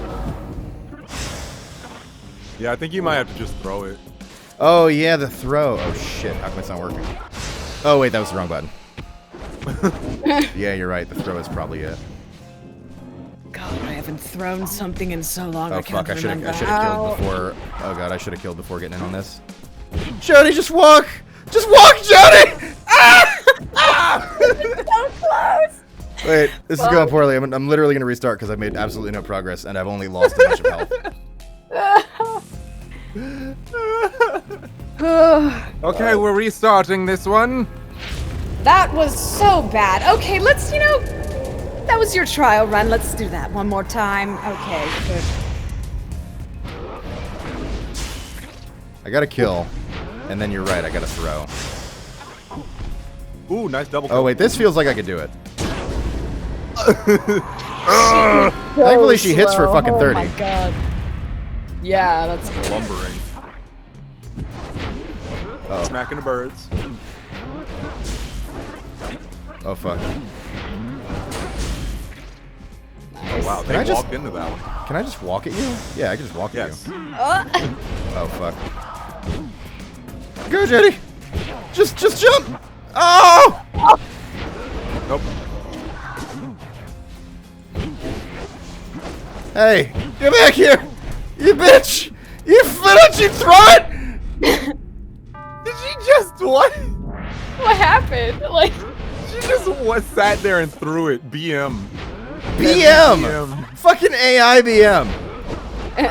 This shit's unreal. Yeah, I was like, I'm just gonna throw it in. Check it out. Good AI job. legit said, "Get good, scrub." oh my god. This is dope. This is the hardest battle in my life. I'm fighting for my fucking life out here.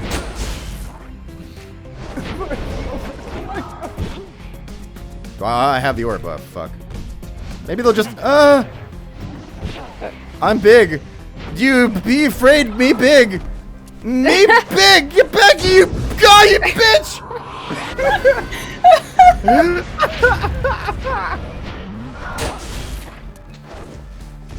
Yeah, just land in my pain zone. Maybe I shouldn't Oh my say god. that. I don't like the way that sounded now that I think about it. Oh, you really shouldn't say things like that. Jesus Christ. Huh! Wait. Oh, fuck. Just kill. Oh, no. Well, I'm at it. No. I can't shoot across that, yeah. What if I just come over here? Oh, when Jody lands, she, like, does knockback. Oh. That was fucking great. Gianni goes big Oh mode. my god. Are you satisfied now, Wraith? Yeah, she had to, like, jog lightly for 30 steps. It's the most intense cardio she's ever done. I am never satisfied, demon. However, your performance was sufficient, and you passed my test. Oh god. Thus, congratulations are in order, I suppose. To you and your lovely reader. Oh, fuck that. Now, farewell. I need to clean up the sweat off the floor.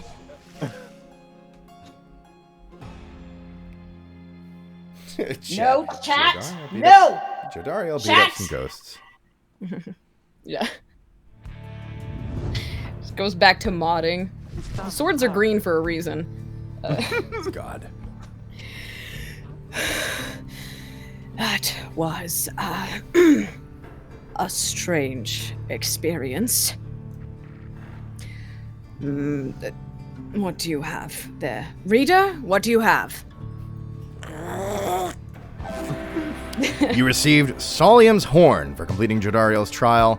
Solium's Horn, Jodariel casts her aura farther and faster than usual. Additional 15%. That's pretty good. Sandra's second blade managed to graze her target's face, twisted as it was with sorrow, not with rage. Interesting. That's good. I could give Jody's stone to somebody else, although I don't really use her to cast that much. Yeah, in general, like, it's not really how I I mean, use her, like, but I could still do it and just give the coal to somebody else. That's fine. Well, her presence is the thing that that comes in most handy with the goal keeping. Right? Yeah, that's And pretty much aura how I is your use her. like spell. Yeah. So I don't really use that a lot, but I might squeeze that talisman in. It couldn't hurt. What's Hedwin stretching his legs?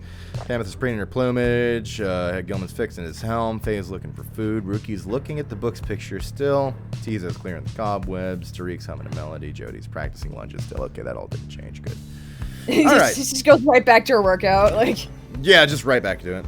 Probably Nice working out even With that. more intensely after how that went down. Oh wait. Call me old again.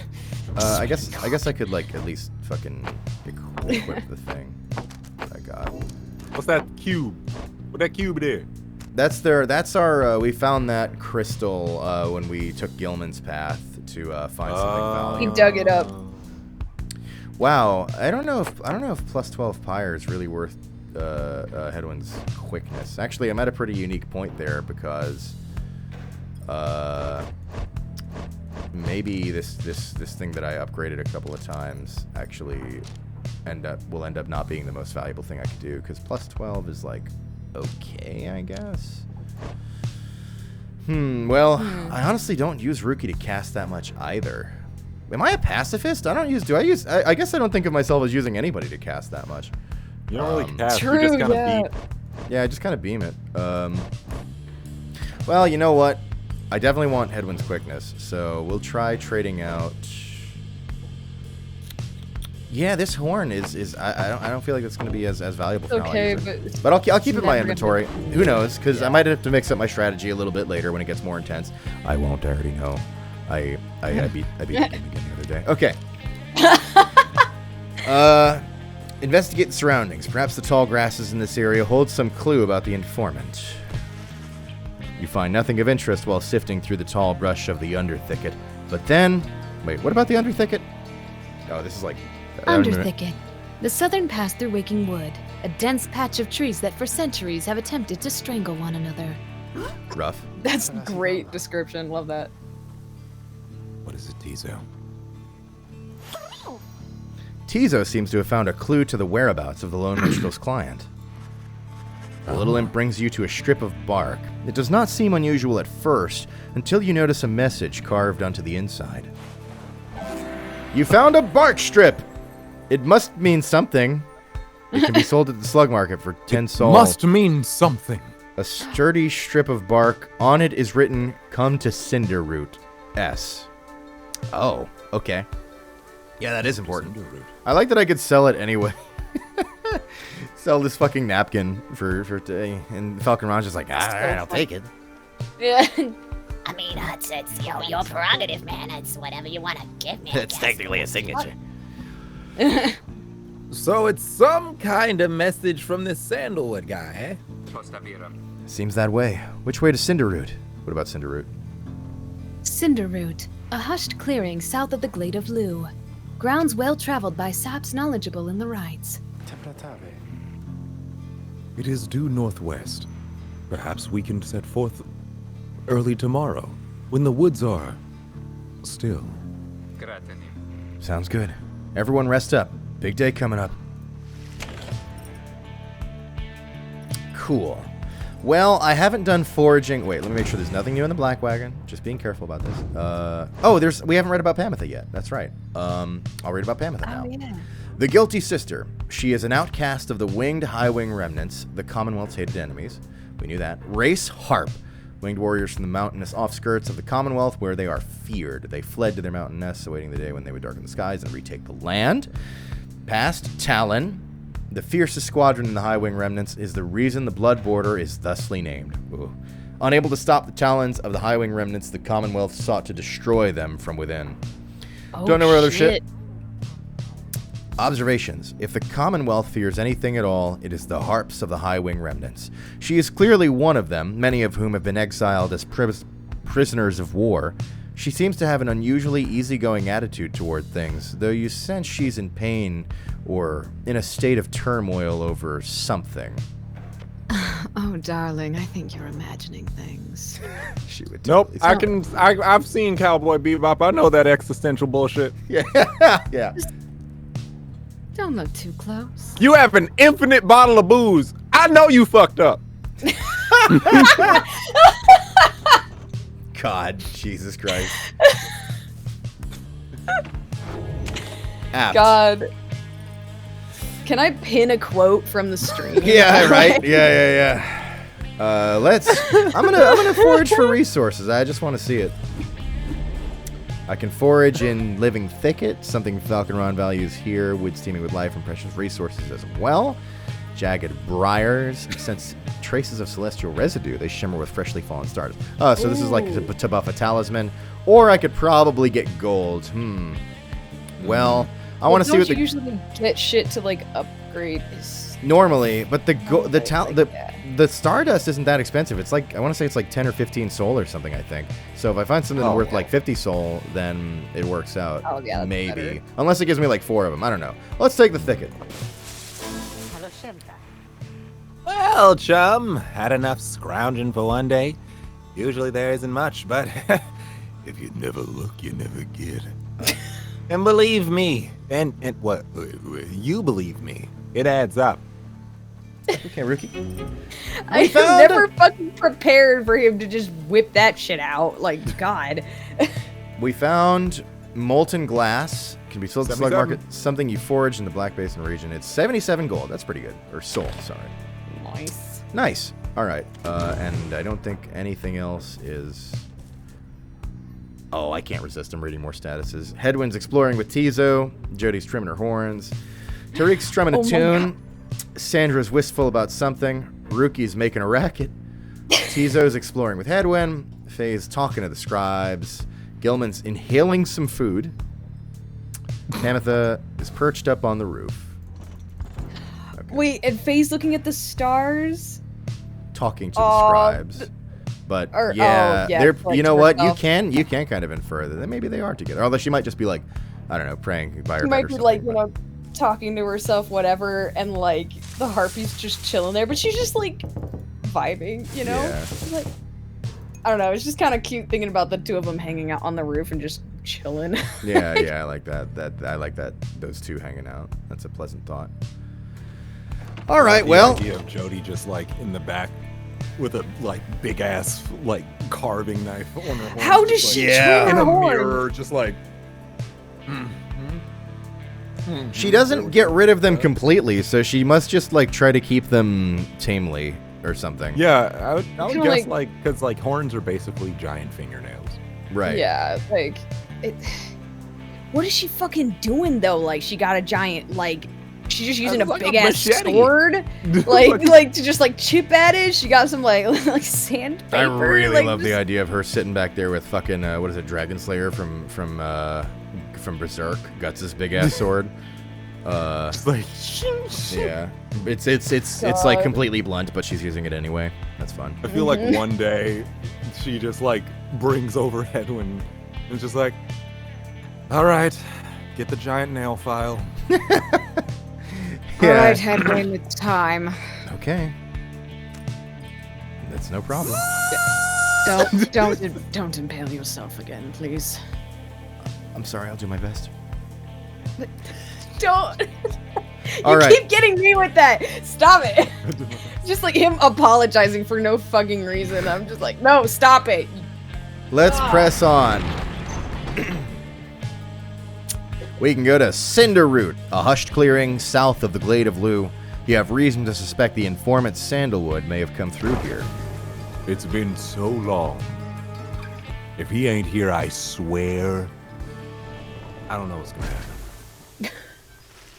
You arrive on the outskirts of Cinderroot, but once again the informant Sandalwood is nowhere to be found. Of course he is. You sense the hopes of your companions waning as you search through the area. As your search through the area yields nothing. Then something alerts the little imp Tizo. Hey, Tizo seems to be crying out in surprise. He has spotted something or someone. A tall figure strides forward from the trees, making a sound like laughter. The imp charges toward him and leaps right into the figure's arms. They embrace. This is... This is Volfrid Sandalwood. Oh my this God. is such a Seigi character that, honestly, when I first thought about doing Pyre, the first thought in my mind was just Seigi voicing Volfrid. You might even say it's the entire reason we're here. Oh my God. Volfrid Sandalwood is... Oh, there's a lot about Volfrid Sandalwood, but what I'll tell you about... What I will and won't tell you. He's pretty, so... Volfrid Sandalwood is... He's so tall. He's tall. He is intimidating, but not in the, he's intense or, necessarily fierce, but just his mere presence makes you feel this is a powerful, important person. And he is extremely intelligent. He is always... He is planning. He is planning something, and you don't necessarily know what it is. You don't necessarily know whether or not you should trust him, because he's like one of those people where you meet them and they're so competent and they know so much and they have so many answers that you think to yourself, there's should I really go along with this? They really seem to just have it all pieced together. He's an extremely intelligent, I want to say well-read, but I don't remember if he can actually, I don't think he can read. Because, you're the reader, right? So, I guess Wilfred. But, well-read in that character sense. And just very... He is a dominant, competent force. A very leading figure. You could call him a mastermind of sorts. And... you definitely, he's going to be, for sure, a very deep voice, which is why Seigi's on him. If you wanted Seigi, I'm leaving this character completely to you. If you wanted, you could even use, some kind of additional, pitch drop kind of effect. Bit. You could if you wanted. I don't really care. Your natural voice is perfect as it is. I only say it because the way saps talk, they in their voice lines they have that kind of effect on them. But also, Supergiant Games didn't have Justice Washington voicing them, so perhaps if they did, they wouldn't have needed the pitch drop effect. But nonetheless, they do have that kind of otherworldly sort of effect on them. But then again, Jodariel and other demons have that same effect, and we're not necessarily going with that either. So it's totally up to your discretion. And again, you can go with one answer now and change it later. I don't care. I'm leaving the character completely up to you.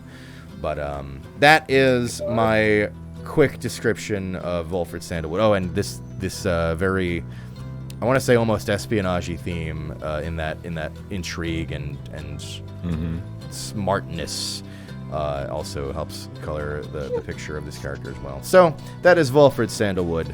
Do as you will. Understood. Oh yeah, this is him. Hail, Tizo. But you look famished. Here. And I'm in love with him already. Perfect. God damn it. Fucking shit. The tall sap produces something that the imp swallows immediately and with great pleasure. Sap? Sap. Tree-like creatures known for their ingenuity, cleverness, and ambition. Having allied with them, the Commonwealth achieved in decades what it could not achieve in centuries. Oh. The lone minstrel nods his head in affirmation. Oh my God. Everyone, I wish to introduce you to my client, Volfrid Sandalwood. Volfrid Sandalwood?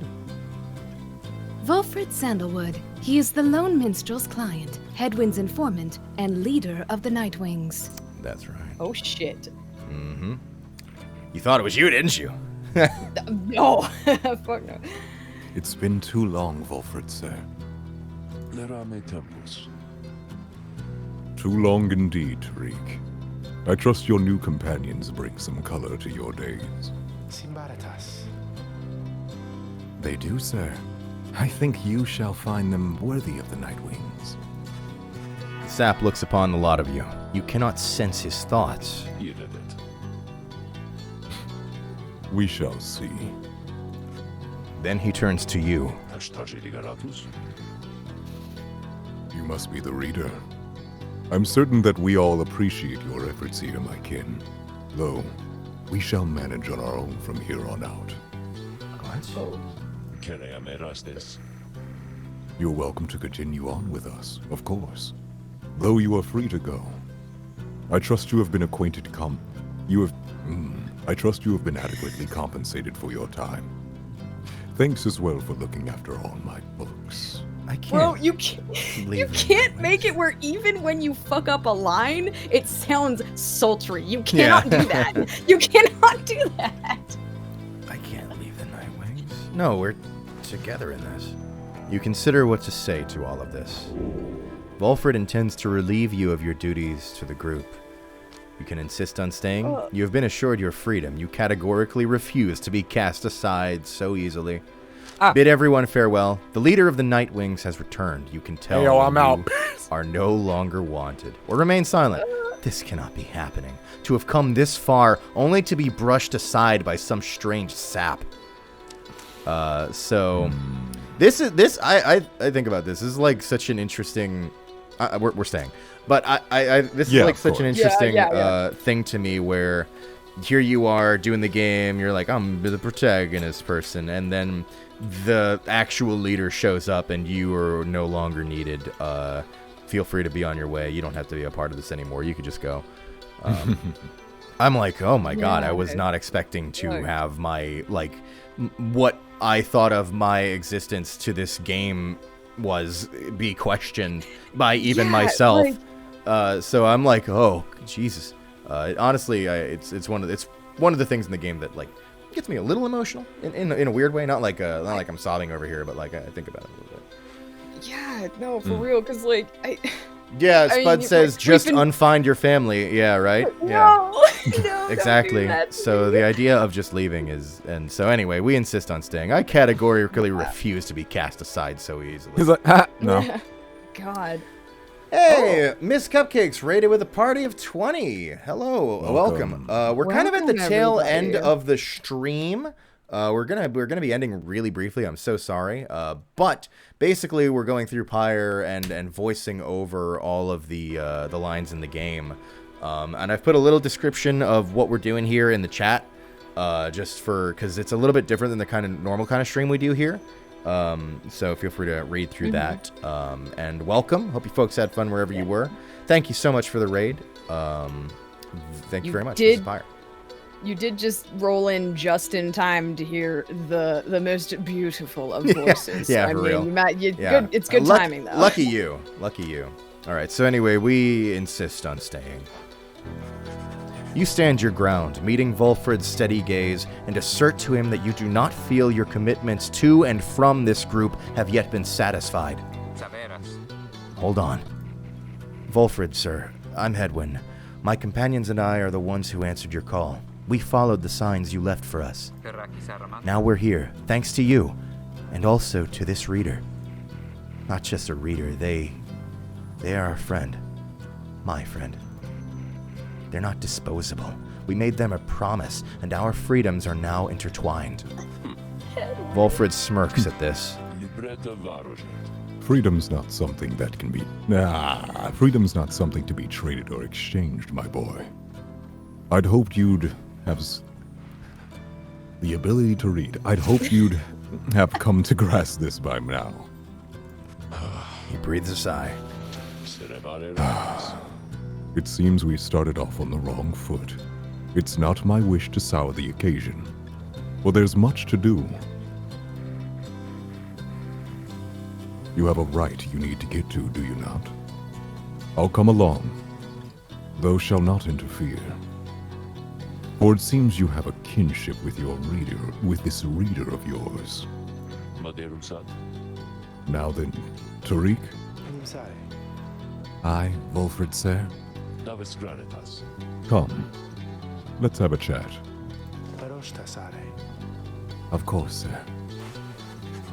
Volfred strides toward the black wagon, which must have belonged to him. You sense many conflicting emotions among your companions. Volfred Sandalwood joined you. He knows much of the rites. Welcome him aboard! Welcome, sir. God. He's so cool. Yes. I'm just hanging out. Don't worry about it. Yeah, he's like, yeah, I'll just, like the most ominous figure you've ever seen. Yeah, I'll just vibe in the corner. It's all good. No, the thing is that me and the boy, I call him 2% because he's so white.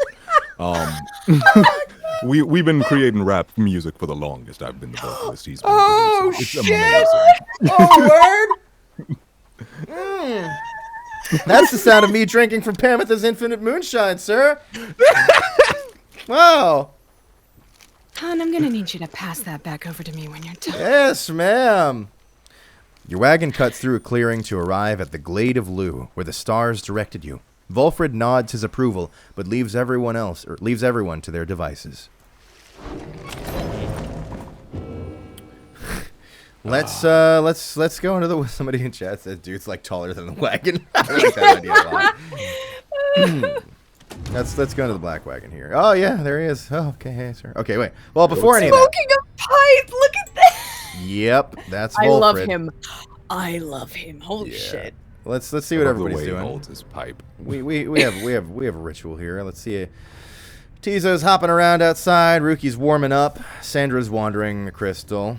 Tariq's nearby. Jody's staring at the book, just staring intensely at the fucking book. Right. Hedwin's preparing the grounds. Gilman is trying out battle cries. Hey-ya! No, I believe I can do better than that. Hi-ya! Oh, no, that one sincerely lacks veracity. I'll ponder this further. Try a hi-ya. Brilliant! Yes, it does. Oh, that does feel divine. Thank you. This knight shall take this into battle. Faye is lost in thought. Who the fuck else we have on this ship? Oh, and Pamitha surveying the grounds. Yeah, I'll just take a little sip of that, thanks. Cool. Well, Volfred, he seems to have something on his mind. Yes, sir. As you approach Volfred Sanderwood, you feel very much aware that you reside within his black wagon, rather than he in yours. He studies you in silence for a time, then... Tariq, if you have a moment. Aye, Volfred, sir. What is it? This reader, you deem them worthy, by your estimation? The lone minstrel tilts his hat in your direction. If you wish my own estimation, Volfred, sir, then I do. Of course, it is not entirely for me to say, but I have seen this reader integrating with the others well. I believe that their achievements are self-evident in having reached Black Basin. Your instructions were deliberately difficult to follow, yet they and the others followed them. Indeed. Your words make sense as ever, Tariq. And what does little Tizo think of them, I wonder? Tizo indicates that, as a matter of fact, he's happy to have you around. Love you, Tizo! Interesting. There you have it, sir. I see. He continues to examine you. High praise isn't oft. High praise isn't oft spoken to my kin. Nevertheless, I shall be watching you. Now pardon us. Tariq and I have matters to discuss. They leave without another word. Other than that, without another word. Although you think you noticed the lone minstrel look your way over his shoulder. Well, cool. Well, you got a new page in the Book of Rites. I might as well read that. What do we got going on in here? The demon, in the words of Golgolathanian, the Master General. Emperor Myrrh. Scarcely could I recognize him when at last I found him. A half-starved animal, horns sprouted from his head, a bestial mirror of his blackened reputation. And I, a man who conquered countries, feared my emperor then in such a way as I had never known. My charge had been to slay this man, but when I discovered him, he was already fighting for his life. The little imp, Haub, proved of little help against the Sisters of the Arch, whose entire lives were culminating in this instant. I was unable to watch. My heart ached with such pity for the man, and for the love I felt for him when I had served him, that I sprang to his defense. Oh, shit. I love these. Crazy. And what else do we have here? I feel like... No, there's nothing else in the common room for now. But we will talk to Sandra, who's wandering around in the crystal. What's going on, Sandra? Oh, wandering. Right. As if I can go far. Oh, sorry. Actually, there's nothing. I thought you had a chat for me, but you're just doing your thing. My bad. I'll leave you alone.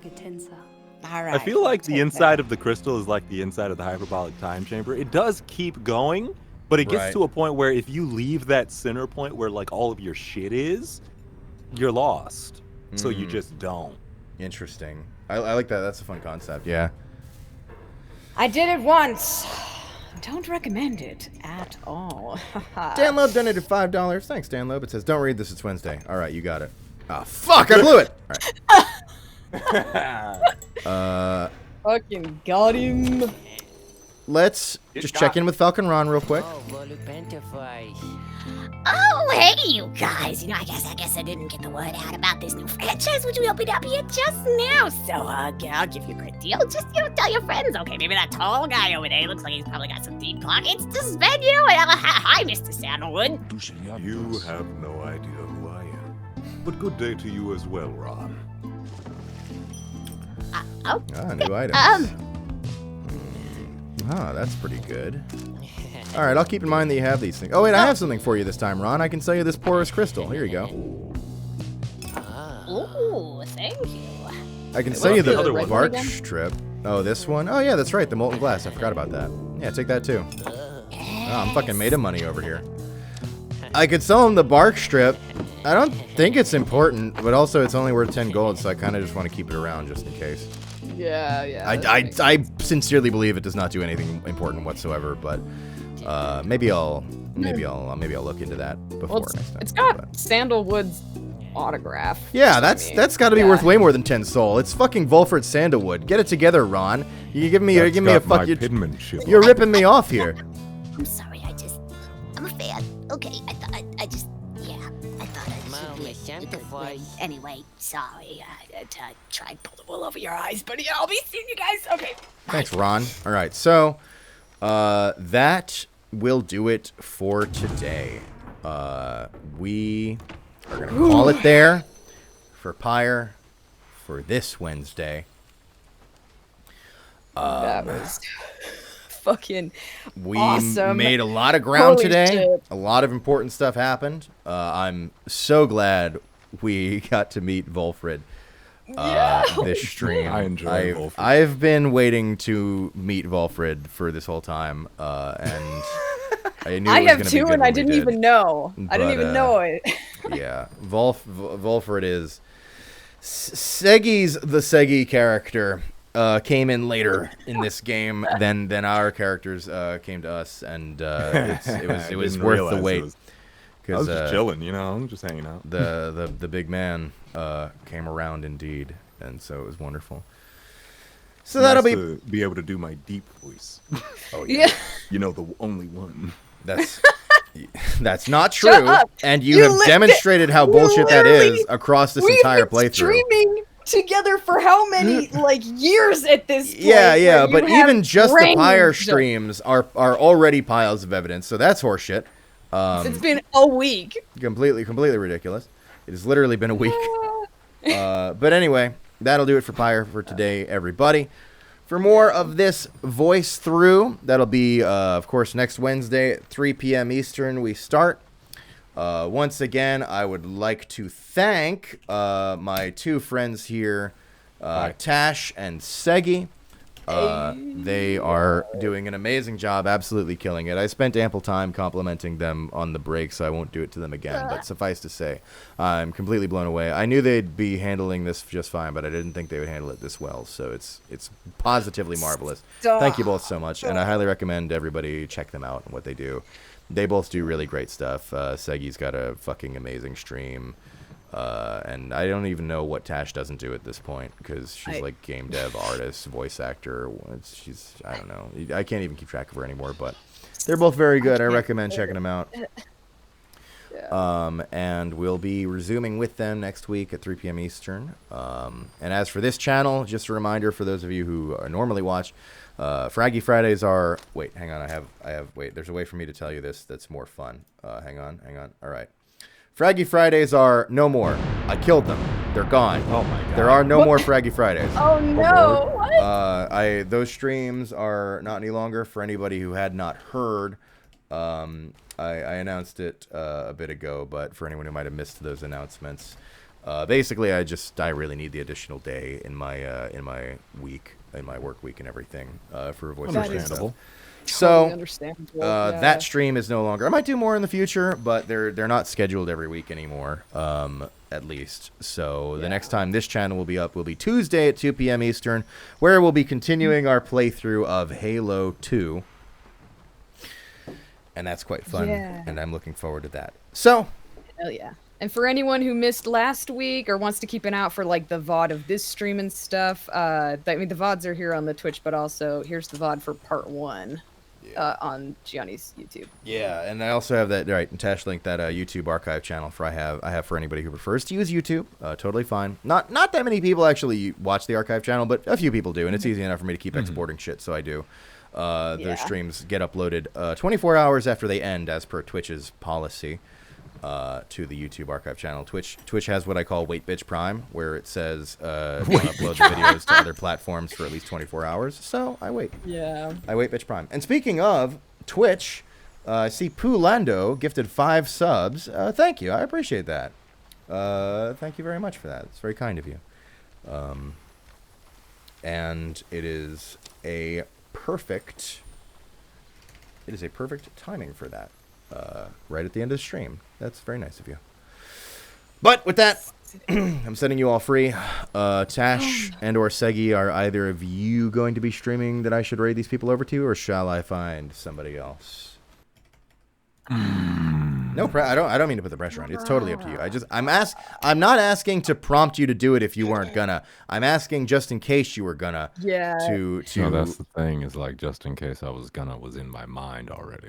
Yeah. Damn. I would, but I have a very important project I have to finish. So, Seigi, you take it. Yeah, why not? I'll stream.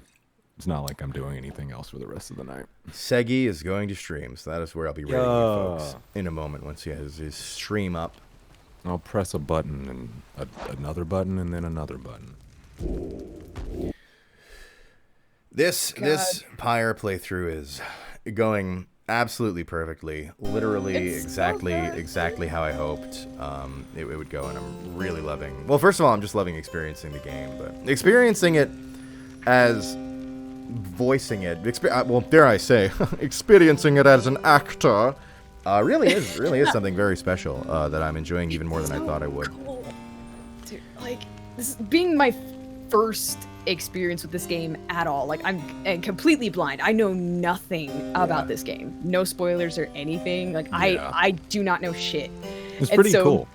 Yeah, doing it completely blind like this, both as, like, voice actor, but also game Just dev shit, like, it. it's so fun. No, I'm and glad also, you I just like hanging out with you guys. Back at you. I'm really glad you two are enjoying it and find the game interesting and like it and everything. Because I'll be honest, this entire playthrough completely hinges on you two both enjoying it and finding it interesting. Because like this, if like let's see, theoretically, I probably should have been more careful, because if theoretically you didn't, these streams would probably really fucking suck for you, because there's just so much of it. So to not care about it would give you a lot of waiting for it to be over. But I wasn't too worried, because I mean, I know Supergiant's a fucking amazing masterpiece, and I know I know Pyre's an amazing masterpiece, and Supergiant stuff is always cool, and people generally like it. And I know both of you generally like Supergiant stuff, so I wasn't too worried. Also, like, the three of us have been friends for a while. I feel like that would be a more understandable concern if maybe, like, we just met or something. But, like, I'm vibing with this shit, dude. Like, yeah, it's that's great. good. Very good to hear. I'm loving it. It's a great time. I'm technically up now, so you can All right. I'm going to send you folks over to Seigi. Go commit your horny crimes over in his chat instead. Or Thanks. don't. I That's don't also an see option. anymore. Or just don't. I'm not. I'm casting a neutral vote, chat. Don't get banned by Higgle, because Higgle's also a mod here, so he'll just ban you here too, and I don't police it at all. So anyway, I was speaking as Sandra, me Tasch. Please don't do the horny crimes. For the love of God, spare him. Yeah, be good. Maybe a little. But anyway, that'll be it. Thank you so much, everybody. Hopefully see you next week for more Pyre. And everybody, take care and farewell. No more stream. Goodbye. No more stream. Goodbye.